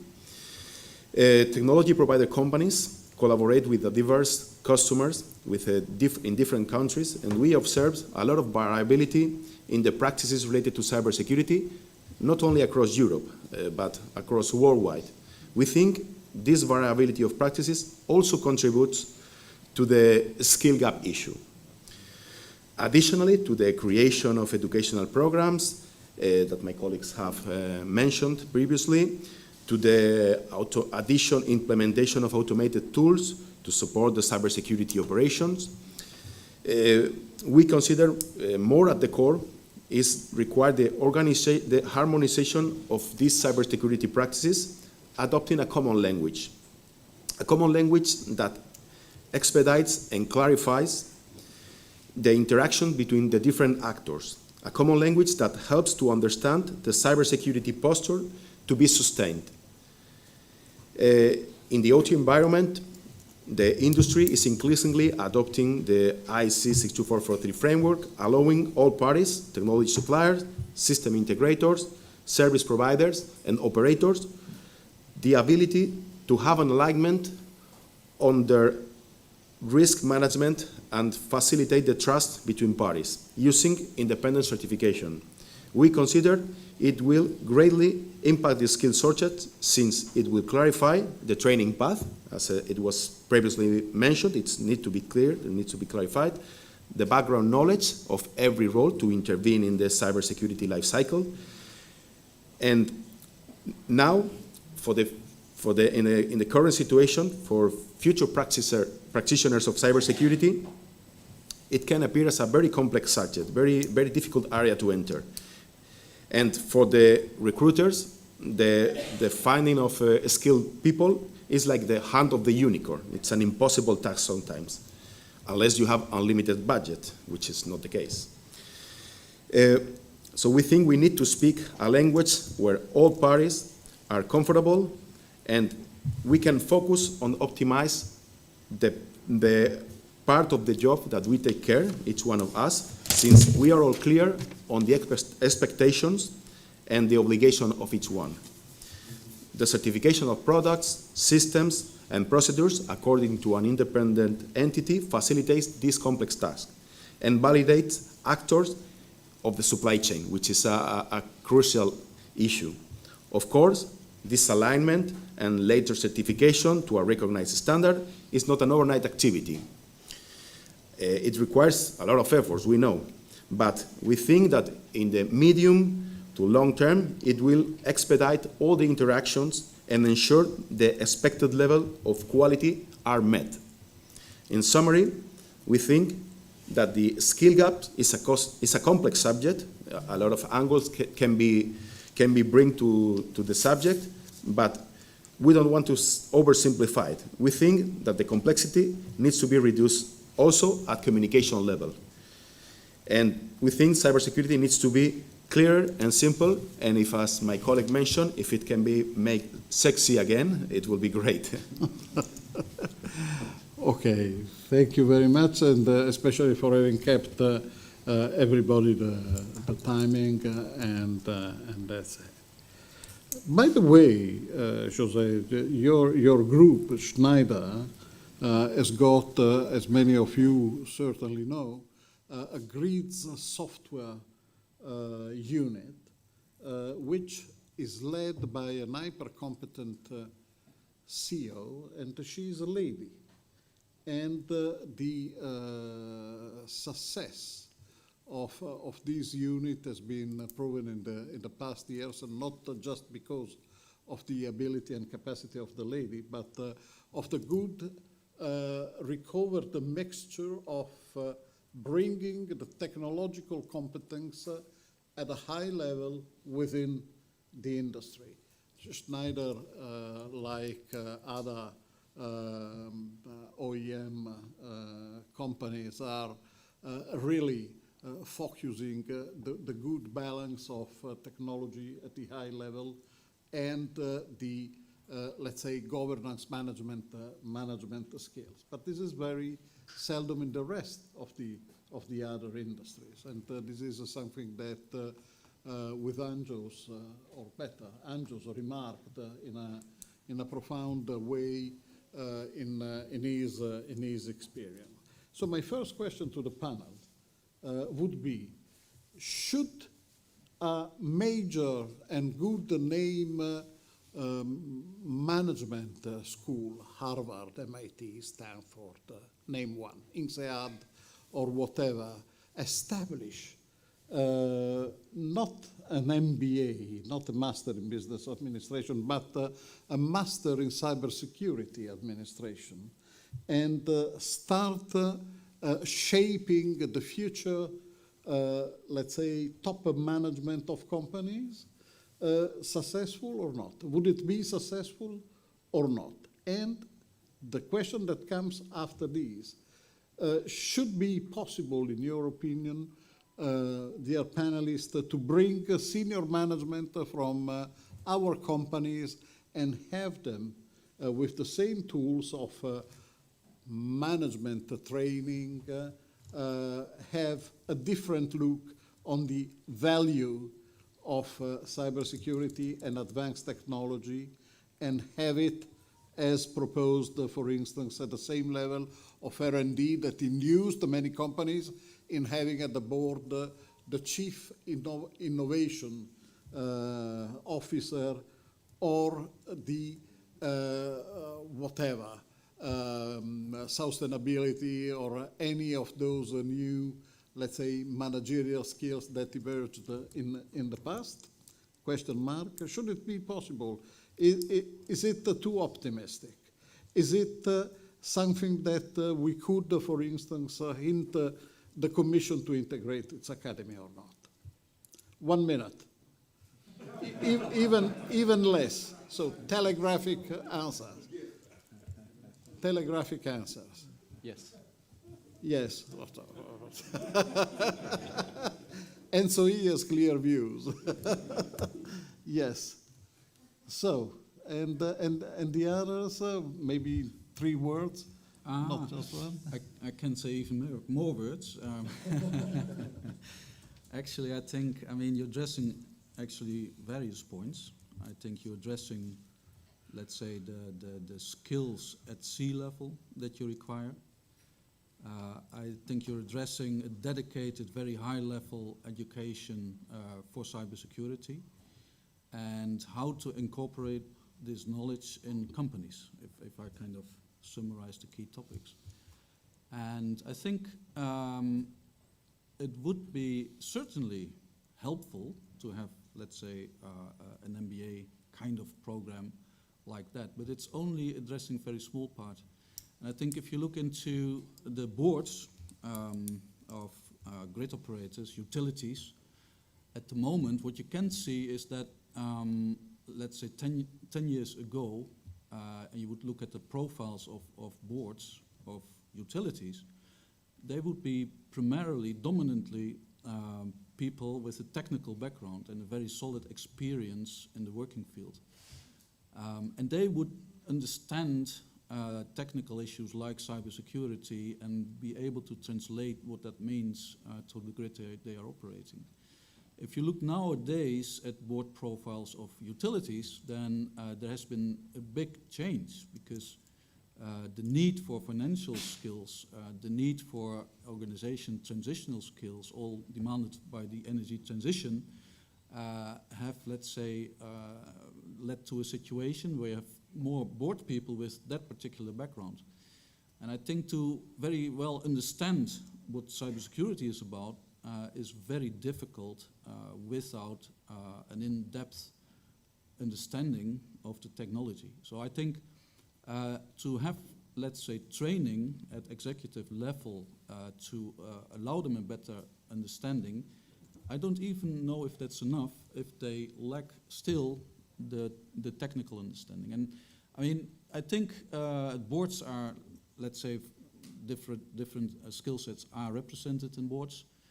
I think at the moment there is an underestimation for the need of the technical skills, and related to that, and I mentioned that before in my opening speech, I think that the challenge to manage the skills, you have to more regard it as a development question.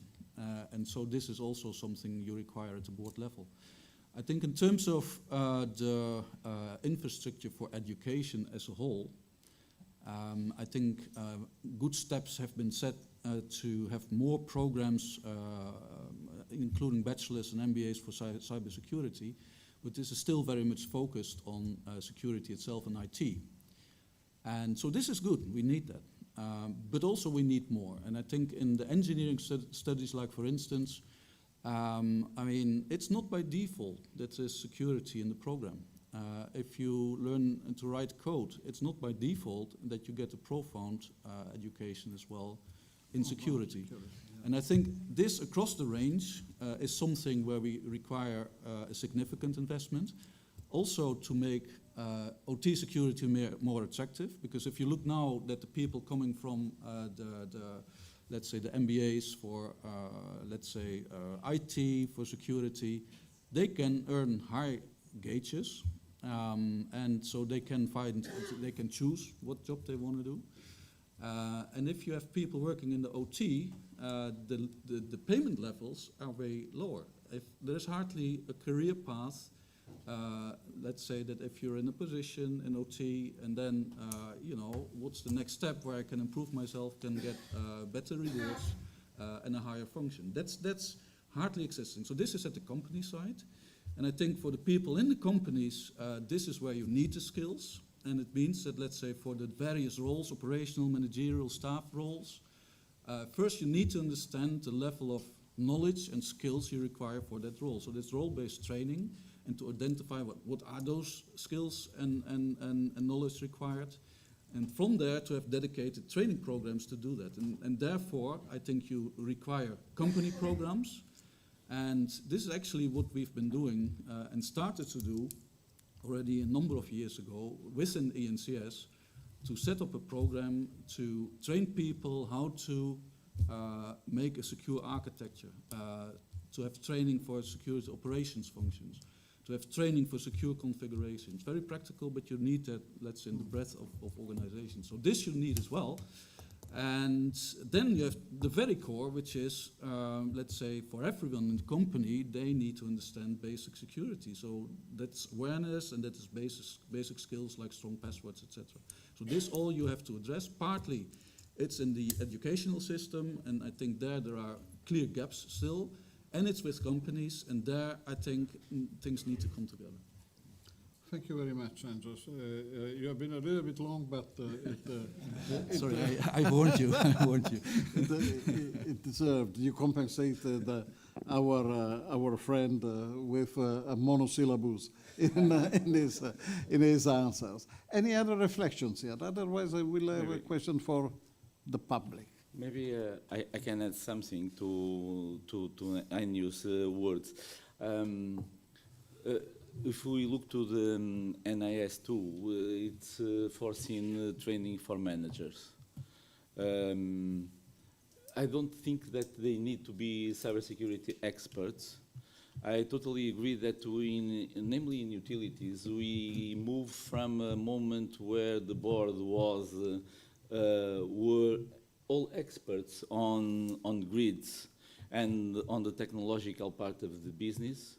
We moved in a first stage to a board that was aware of the market dynamics without have the same domain on technology, and now most of the boards are financial boards. They know a lot about figures. Most of them are not so aware how these figures comes from. And this is a little bit tricky in all the fields. And namely in cybersecurity, that is something that we, just like electricity, we don't see, but we feel. And if we don't if we are not aware at the sea level about the cybersecurity, this can be a mess to make some things that are of the sea level responsibility, starting by the culture. And the culture of the company, of our companies, must also embed the cybersecurity topic the same way as 10 years ago embedded the avoid of human accidents. And for instance, in my previous company, in ADP, we had for 10 years a culture of zero human accidents. And this was some that was understood and embedded in our culture. Every proposal we had, we almost needed to realize the impact it would have on human accidents. And this is the same for cybersecurity, which means that training, and have this high-level training for this high-level management, I think is quite important, quite relevant. They need to understand the board, the C-level board need to understand the threat landscape. They need to understand the changes on culture, the impact of the cybersecurity on the business, not on the technology. And this is not a technological issue, this is a business issue, but it's difficult to understand. And it is difficult for our cybersecurity teams to translate the cybersecurity language to a language that can be understandable to the C-level. So somewhere in the middle, the C-level must have a better vision about what we are talking about cybersecurity, which is the threat landscape, which is how the cybersecurity impacts the business risk, and how to approve the cybersecurity measures with a minimum of understanding that can make the C-level sleep comfortably and not decide by belief, or even worse, not decide at all, because they are not aware of the impact of the decision. So certainly cybersecurity treated as a corporate topic like health and safety in the recent past that has produced a wide array of managerial figures at the top level. Thank you very much, Aurelio. We had one consideration there, please. Yes, so first of all, to answer your Harvard question, yes, it would be successful, and yes, it is needed. So, yes, as it was mentioned previously by Konstantinos Moulinos and Aurelio mentioned it as well, now there are increasingly increasingly cybersecurity-related responsibilities to the management. NIS Article 20 mentions that they are responsible for the security awareness of the employees, and they must define and oversee the implementation of risk-based security measures inside the organization. So cybersecurity is not something they can walk away from. They need to be inside their set of skills, some of which might include security awareness, so they need to know what we're talking about when we talk about cybersecurity. They need to have basic risk management, let's say, understanding, so then when there is a risk, they know what needs to be done and how to prioritize its mitigation. They need to have compliance and governance related to cybersecurity so they can manage their resources effectively inside the organization. So this is something that is it needs to be a part of what it is to be a C-level manager nowadays. So either needs to be part of an MBA or a program or something that makes you that kind of person. Ivan, do you want to add something to your extremely concise? No, I stay with yes. Okay. I just wanted to be polite, even. I didn't want to embarrass you. Anyway, thank you very much. I have a question for the public. On a voluntary basis, and without any regret for your career path. But is there, for someone who wants to share it with us, what was the reason you are not the CEO in your company, or you are not the C-level in your company? No problem. You will not be tracked down by anybody. But what is, in your opinion, the reason? So we have a lot of stimuli here. So a lack of sensitivity, a lack of let's say basic education in the upper level of the companies, not enough will to push and to experiment the path of bringing on board some technology expert or whatever. What is? Is there anyone that can offer a brief synthesis of this? Are there any reasons why you are not a CEO? A shy public, huh? Yeah, shy public. Hola, thank you.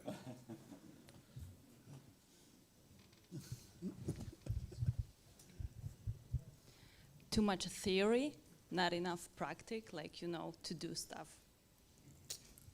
Okay, but too much theory, sorry, keep the microphone. Too much theory on the side of the board, or... and on the C level, like on the CISO level as well, because it's like policies, right? And then we are going deeper into the procedures, and then we're going into the instructions, which are for the users, which are for the people to use privatization screen, right? When they are using their PCs outside of the organization or outside of the place which is considered to be a safe place, right?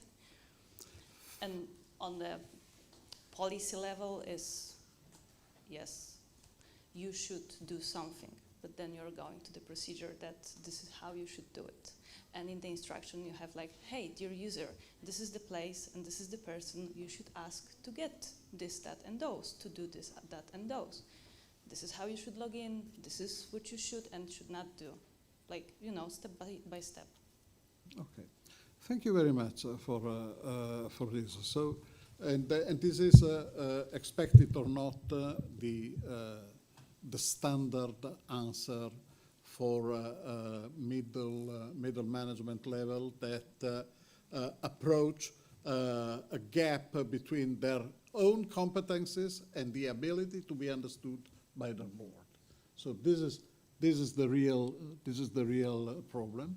And those in the companies that should go between these two realities, human resources manager, are totally lacking because they have been trained to seek for other competencies rather than. So this is one of the big reasons, and that is why I insisted to have this closing the skills gap approach in this conference, because I believe very much that we must shift, or we must integrate the strong technological approach with a strong legitimation of these kind of professions and competencies within the corporation. Is there any question for, not for me, but for the panel, after this intrusion in your private life that has certainly induced a lot of thinking, and I know that there are reasons that are not told, but that was the basic reason that is in all the companies. Thank you, Kostas. Thank you. I wanted to comment on your statement earlier on, and also maybe be a little provocative here. If you ask for the question, like, for the C-level and why is it not sexy enough? I totally agree that we need to make cybersecurity sexy. Totally agree. But I don't think we will gain anything if we stay in cybersecurity groups, but we need to bring it to everyone else around there. So making an MBA and what you called it, cybersecurity management administration, won't help, because we need everyone to have cybersecurity knowledge to a certain degree.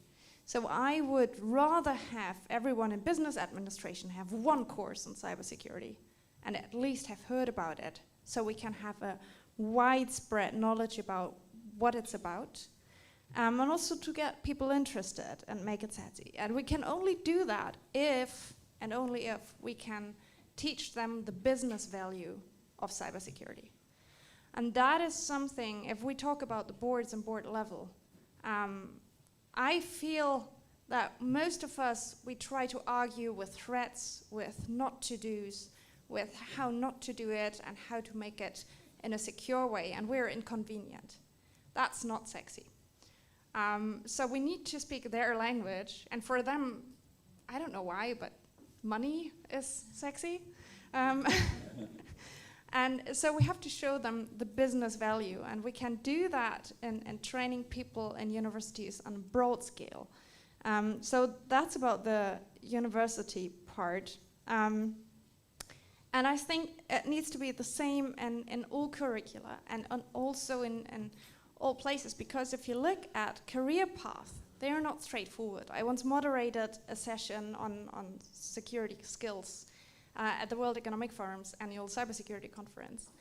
And there I asked the people, the crowd, 80 people in the room, all cybersecurity professionals, how many of you have like former professional career path in cybersecurity? Or did you study something else and come from a different background?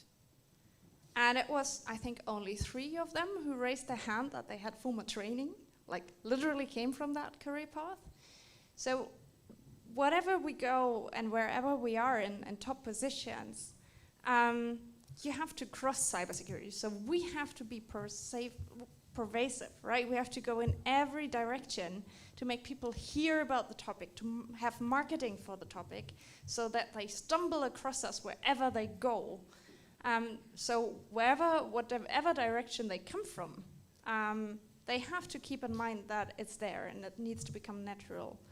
So yeah, just a statement from my side, but maybe you also have, and that's my question back to the panel, you have good stories to tell, best practices, anything we can learn from on how you got great cybersecurity people in your organizations who come from a different background and how you motivated them to take that path. Challenging question. Bravo. Okay. I was counting on you. Okay, so I would take it even further and say that I believe cybersecurity should be a very basic discipline. So it should be introduced way earlier in the education, even from primary, secondary education. Because let's face it, take even something basic, someone who has a florist shop and sells flowers, and they actually decide that they need a website to sell flowers online. Shouldn't they be having a basic cybersecurity understanding so that they can ask, when they ask for a website, that please make it secure as well? So it needs something basic that needs to be there, like math or physics. Now, moving on, regarding it's also a misconception that cybersecurity careers are really tied with mathematics or computer science. Now, this is mostly a myth nowadays. Cybersecurity involves also a lot of soft skills, communication, problem solving, team working. And it is encouraged to have people in cybersecurity from other disciplines as well, even from law, from social science, so they can understand the different aspects of dealing with cybersecurity issues. As you say, it's important to communicate that, to promote that, so that it's not a barrier for people to think that, okay, I do not have a computer science background, so I cannot enter this field. So yes, this needs a better promotion, yes.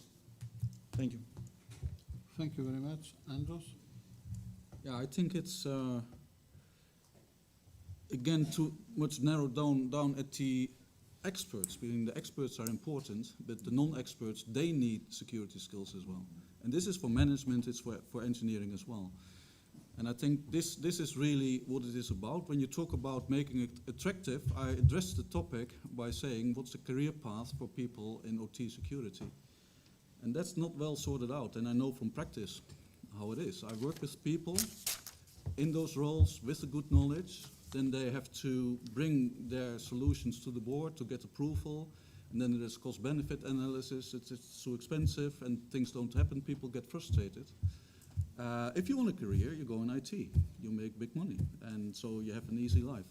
And this is what I'm thinking of, is that the incentives have to come as well from how your function framework is, how you value people with that knowledge, that you have training for people who didn't bring the security expertise but have to acquire it. Is way more important, and obviously it helps if in education you have the piece parts that you can learn. So and therefore I say it's much more important than only to have the security education curricula. It's way more important to have as well security as part of the various things that you can study and that are important in a company, and in particular in a grid company. And so there I think it's also to a large extent back to the very senior level, the C levels, to make that happen. And so this is, I think, what I try to say about the skills in the board. Those are aspects that are of importance. And then, you see nowadays in the boards there are many people with a consultancy background, experience in change management, but how to build this expertise in an organization is something else. And the consultant has provided advice on it, but has not done it. And people in technology, and I compare it with innovation, they have done it. The topic is different, it's innovation. With cybersecurity, we have to innovate as well. And we need to create the skills. It's not there. So that's also innovation. So I think it has, to a large extent, to come from there. Thank you very much. There was a remark. Yes, please. Okay, thank you. I just would like to say two things. First, I would agree with Evangelos. University is too late to make something sexy. We need to start primary school and earlier. And second thing, what I think is we can learn a lot of marketing, how to sell roles and position from army, from police, from this part of business, because in the end of the day, they have dark side and they are bright side, and we are the same, just in the cyber world.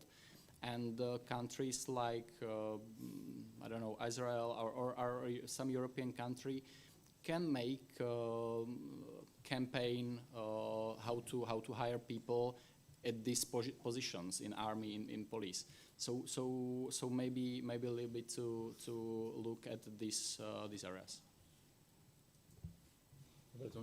If I may, I think very we. interesting. Sorry. Please carry on. I think we need. I agree what was said, but I think we need to look to a two-speed approach. I believe that indeed we need to review the curricula and to put the cybersecurity as many other topics since the school, but we don't have 20 years to wait until one of these schoolboys will arise to a C-level in the company, which means that we need to speed up the awareness and the knowledge on the cybersecurity in our organizations.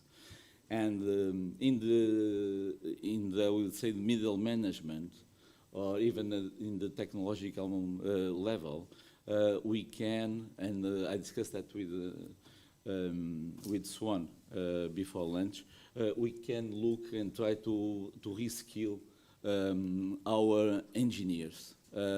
So we will have professionals that are technological prepared, but they are not prepared by now to face a cybersecurity challenge, but they are very well experienced on the business processes, on the technology that is being used, and they can nice and easily get motivated for a different job function, and a very useful job function, critical for our businesses.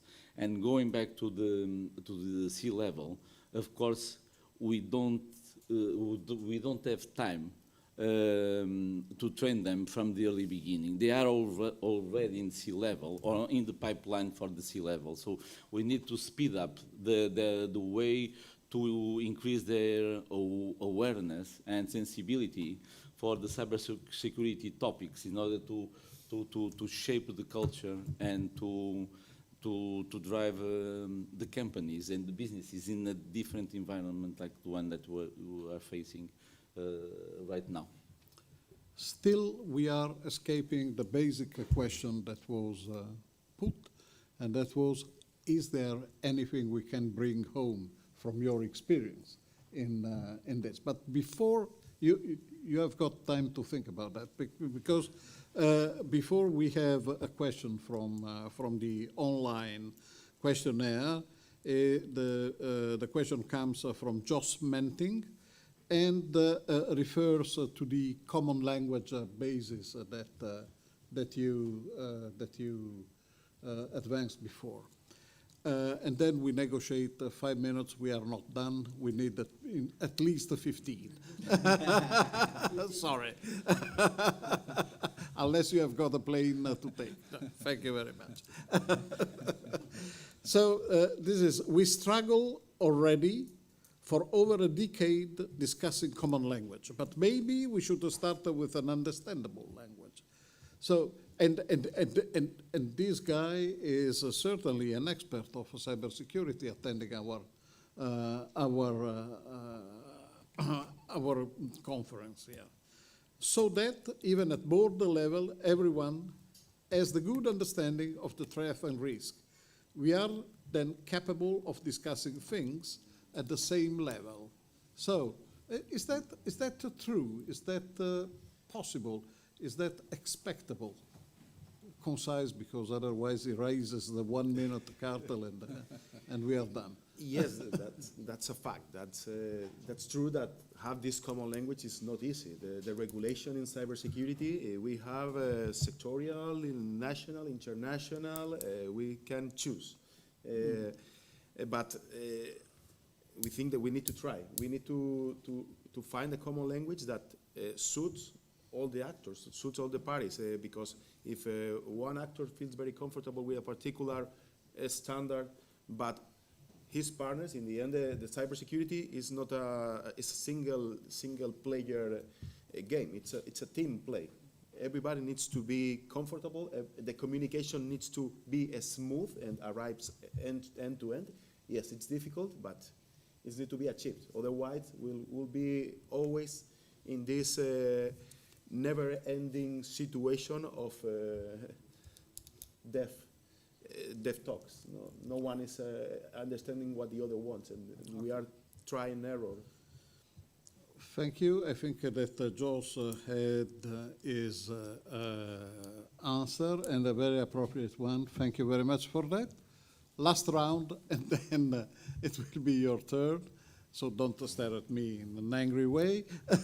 And so what are we taking home from this discussion, from your personal experience?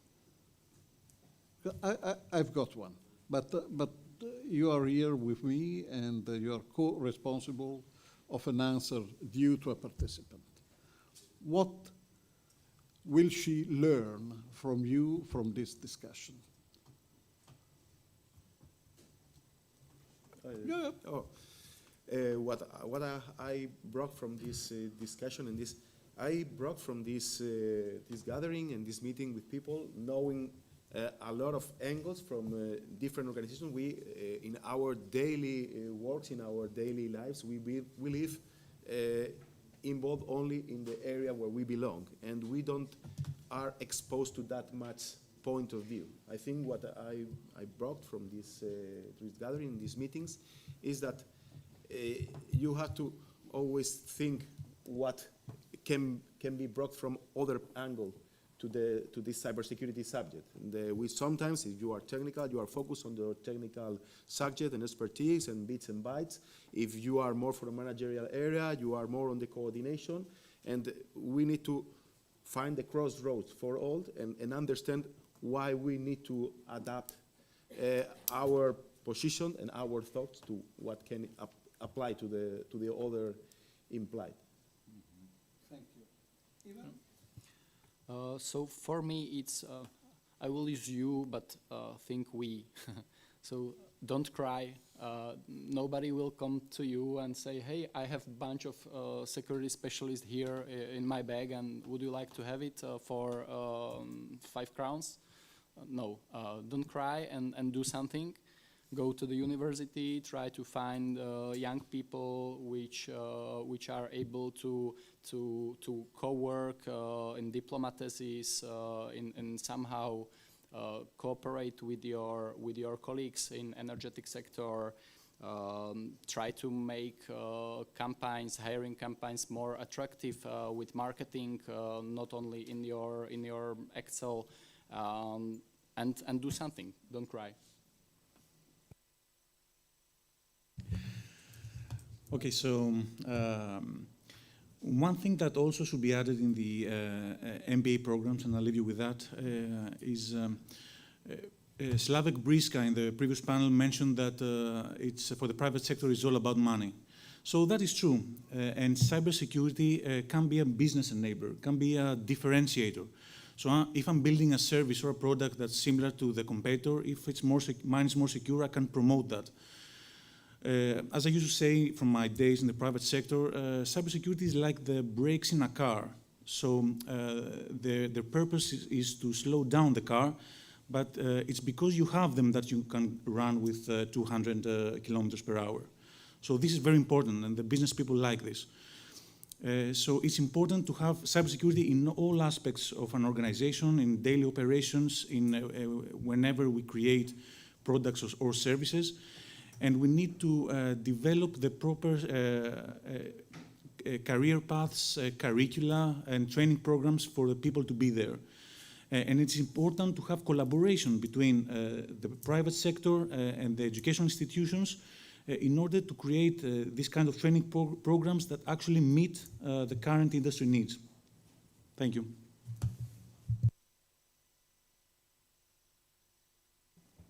Maybe if I can add. Yeah.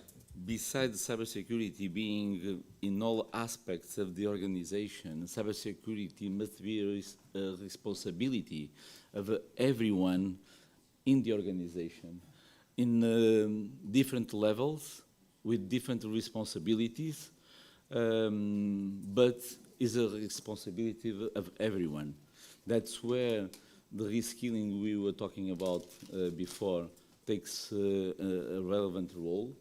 And if we look to the upskilling, I think, and my personal experience in the company, is that as a technical engineer, if I want to be better understood and better understand my business, I need to take a master degree, a business administration degree.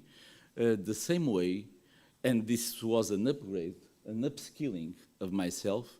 Why not think that a seaboard member can be upskilled if he takes a master degree on cybersecurity or in any other subject that is critical for the business, that impact the performance of the company, and he needs to understand because he needs to take informed decisions on those critical topics. And so I think on the lens of the middle will be the way to understand each other and to move forward. Thank you. I can be very short. For me, the basic takeaway is that security is not a staff function, it's a line management responsibility. And of course you need staff and experts, but more importantly is to integrate it in the line functions and to make sure that you have career paths, that you can incentivize people to develop the OT security skills. That's it. And my conclusion before handing over the floor is extremely simplified. Be vocal. Be vocal. Bring your point out of your cubicle and out of your own reference network within the company. You have got a lot of internal, external social media. You have got LinkedIn, those who use still Facebook, etc. Be vocal. Write your opinion on how to bring a value or how the value you bring to the company can be better used. This is the big turning point. And for some, it can be a bit too late in the career ladder. For others, might be even too early. But there is never a wrong moment to draw a line and describe the balance of your professional opinion and professional history. So this is my recommendation. I do thank everybody here in this panel for having treated a very soft, let's say, topic with the ability of people used to handle technology. And I do thank you very much for this effort that you all made. I thank you very much the participants in the room and those online. Thank you very much for the question that has arrived. I'm sure that this cannot have been inspiring, but certainly has triggered some reflection. Felipe, my apologies for having gone 10 minutes or maybe 12 longer than expected, but I had 16:30 here on my, I know, 16:15, sorry. And so, please, have the floor and have your final considerations.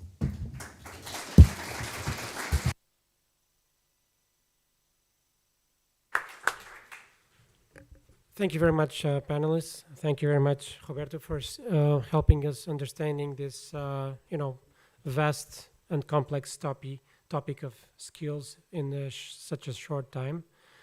And a final word of appreciation also, following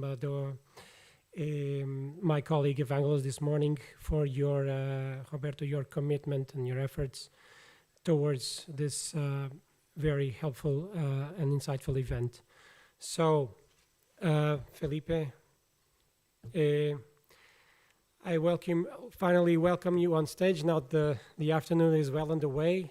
Felipe Castro, Policy Officer at DGNR, he is going to do a brief wrap-up and closing remarks. Felipe, thank you.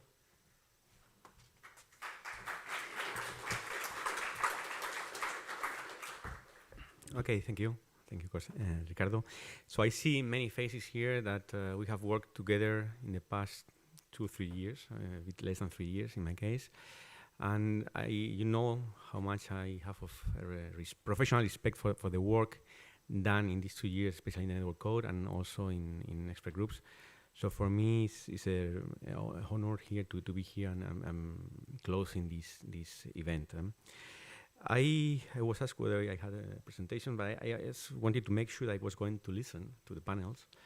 So the best for that is then I wanted to take some notes and during the panels and take some words that for me would summarize a bit what we heard today. From the morning, we listened to Thomas, to Paula, talking about cybersecurity, energy, electricity, renewables. So it's relatively giving a bit of a tone at the top. And then we came into the core, I think, of what was the discussion today with new legislation. This term of new legislation that was pervasive through the different interventions. Also coupled with words like burden, duplications, compliance, and skills this afternoon. So I think this goes somehow together, and I just wanted to use one of it to drive a bit these words and this little speech that I want to do as a closing. And it's new legislation. So I come from the private sector. I've been working here in the Commission for 2.5 years now, and I still have, I would say, half of a smile when I hear, like it was this morning, from the industry saying we welcome new legislation or regulation. So it's, for me, when I was working there, I had a full smile hearing that. So it was not always the thing you want to hear about new regulatory frameworks and new legislation that you want to follow. Now I still have half a smile. I don't know if in a couple of years I will still have this half a smile or not.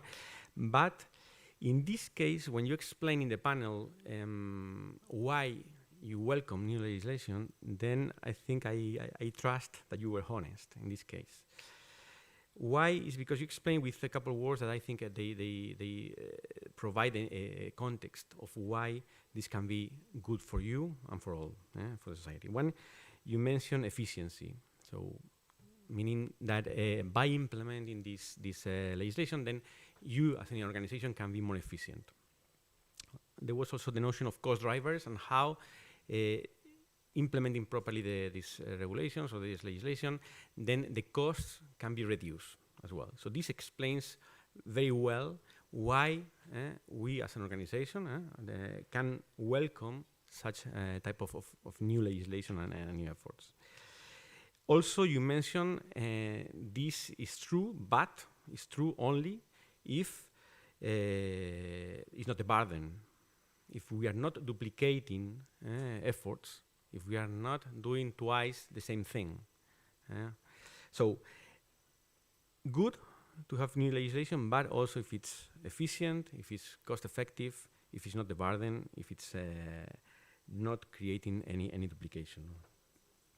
So, when I hear that, then I was trying to think what is behind all this. And this is also something that I have been receiving in comments in the last year and a half through the network code. This comes again and again and again, not duplicating, aligning with NIS2 and so on. So I was thinking it cannot be a coincidence. It has to be something behind that explains this recurrent notion of efficiency and not being anybody. And then I choose this word, I don't know if you agree or not, is we are looking all to the implementation. And when we are thinking about implementation, then is where we want to be more efficient, we want to reduce costs, and we don't want, obviously, any burden or any duplication. So implementation is, for me, the key word here that I would like to use now for the rest of what I'm going to say, because it's also the next step for some of these new legislative texts. No? In particular, NIS2 is in the middle now. You, as the competent authorities, you have a lot of work ongoing now. Entities, electricity undertakings as well. The network code, when it will be adopted, then it comes into implementation. And this requires an effort both from the undertakings and also from the competent authorities. I think also that said like that, it's very high level, very generic terms, that I think it's necessary to go into the detail. For me, we say always the devil is in the details, but it's true that when we look at the different type of texts, I don't think we can put them all in the same bucket. We cannot say NIS2 and network code as being the same, at the same level, because they are not. And it means that, for me, we need to align them, of course, but the idea behind also is that the network code, for example, in this case, but we could take the CRA as well and others, they help contributing to the fulfillment of requirements in others. And this is something that an intelligent implementation of this text is what is required to make sure that this happens in this way. And it's not just another exercise of risk assessments or list of standards or controls. It's an effort that it goes to both undertakings and the competent authorities, but if we look at them, I would like to make a comparison also with what we have in organizations in terms of policies, standards, operating procedures. So these are different levels of documents that we have to comply with. Here in the legislation also we have different levels with the directives, with the network code. They are different type of instruments. And the ideal situation is when there is such an implementation of this text, is that we are doing our best to comply with other obligations if they are in the same context. For example, a risk assessment. I am going to take a couple of examples.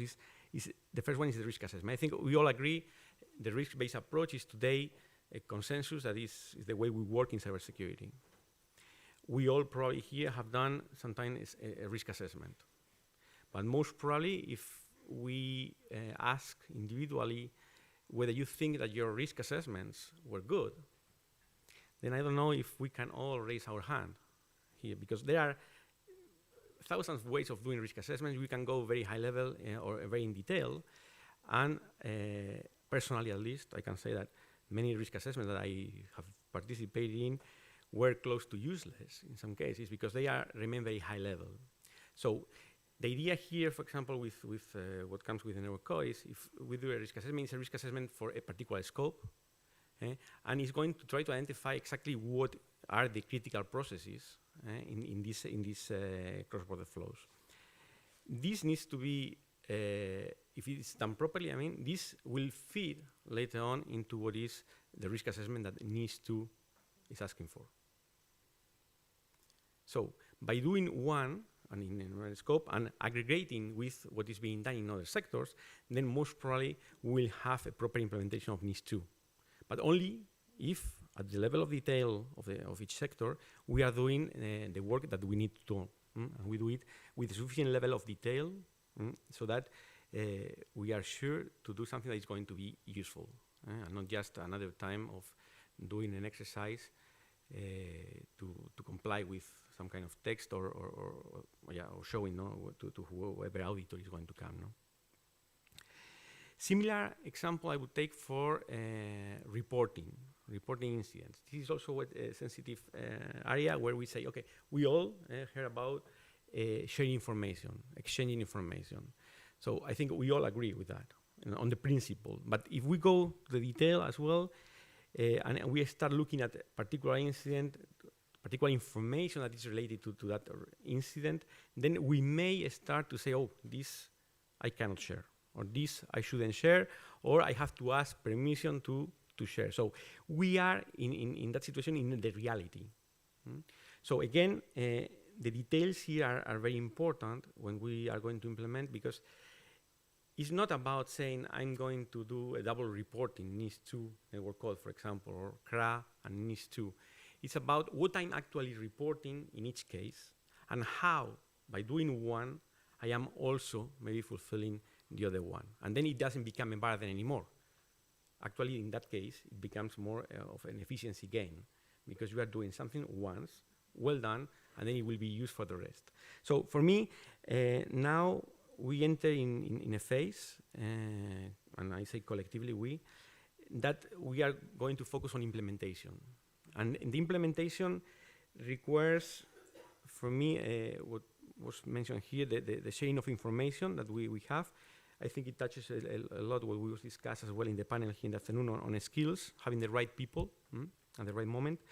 But this implementation will require a lot of common work, I think, among the entities, the industry, but also with the competent authorities, to make sure that all the mechanisms and all the instruments that are going to be developed, they will fulfill the purpose, and they will also be consistent and coherent with the rest. So another example I was discussing is templates. When we are going to report risks, if we are going to report risks to the network code or to the CRA or to the NIS2, and if we know already that there are a number of templates that are going to be developed, why not reusing them? So let's align this in some, maybe, I don't know, if working groups, expert groups, working with the competent authorities to make sure that the information that is going to be requested later, if we can anticipate that, then it will be done once for all, and in a way that is going to be efficient.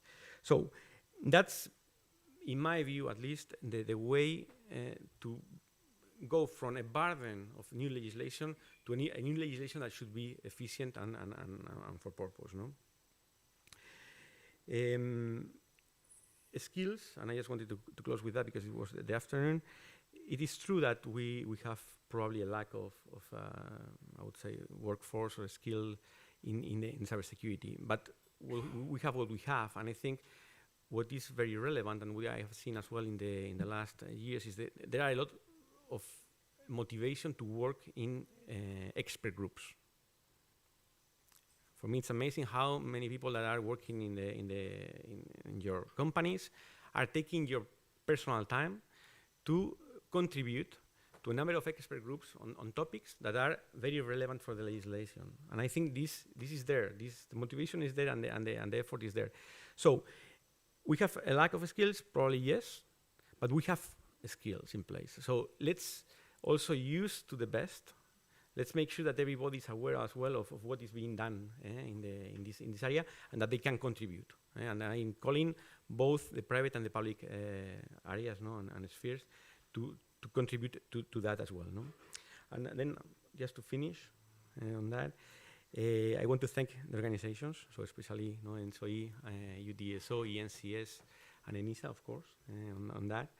Very well organized in my view, and I think it's fair to say that if ENISA organizes something in Athens, it will be a success. So thank you to Ricardo, Costas, and also Evangelos for this organization, and of course to the rest of associations that participated in this. Okay.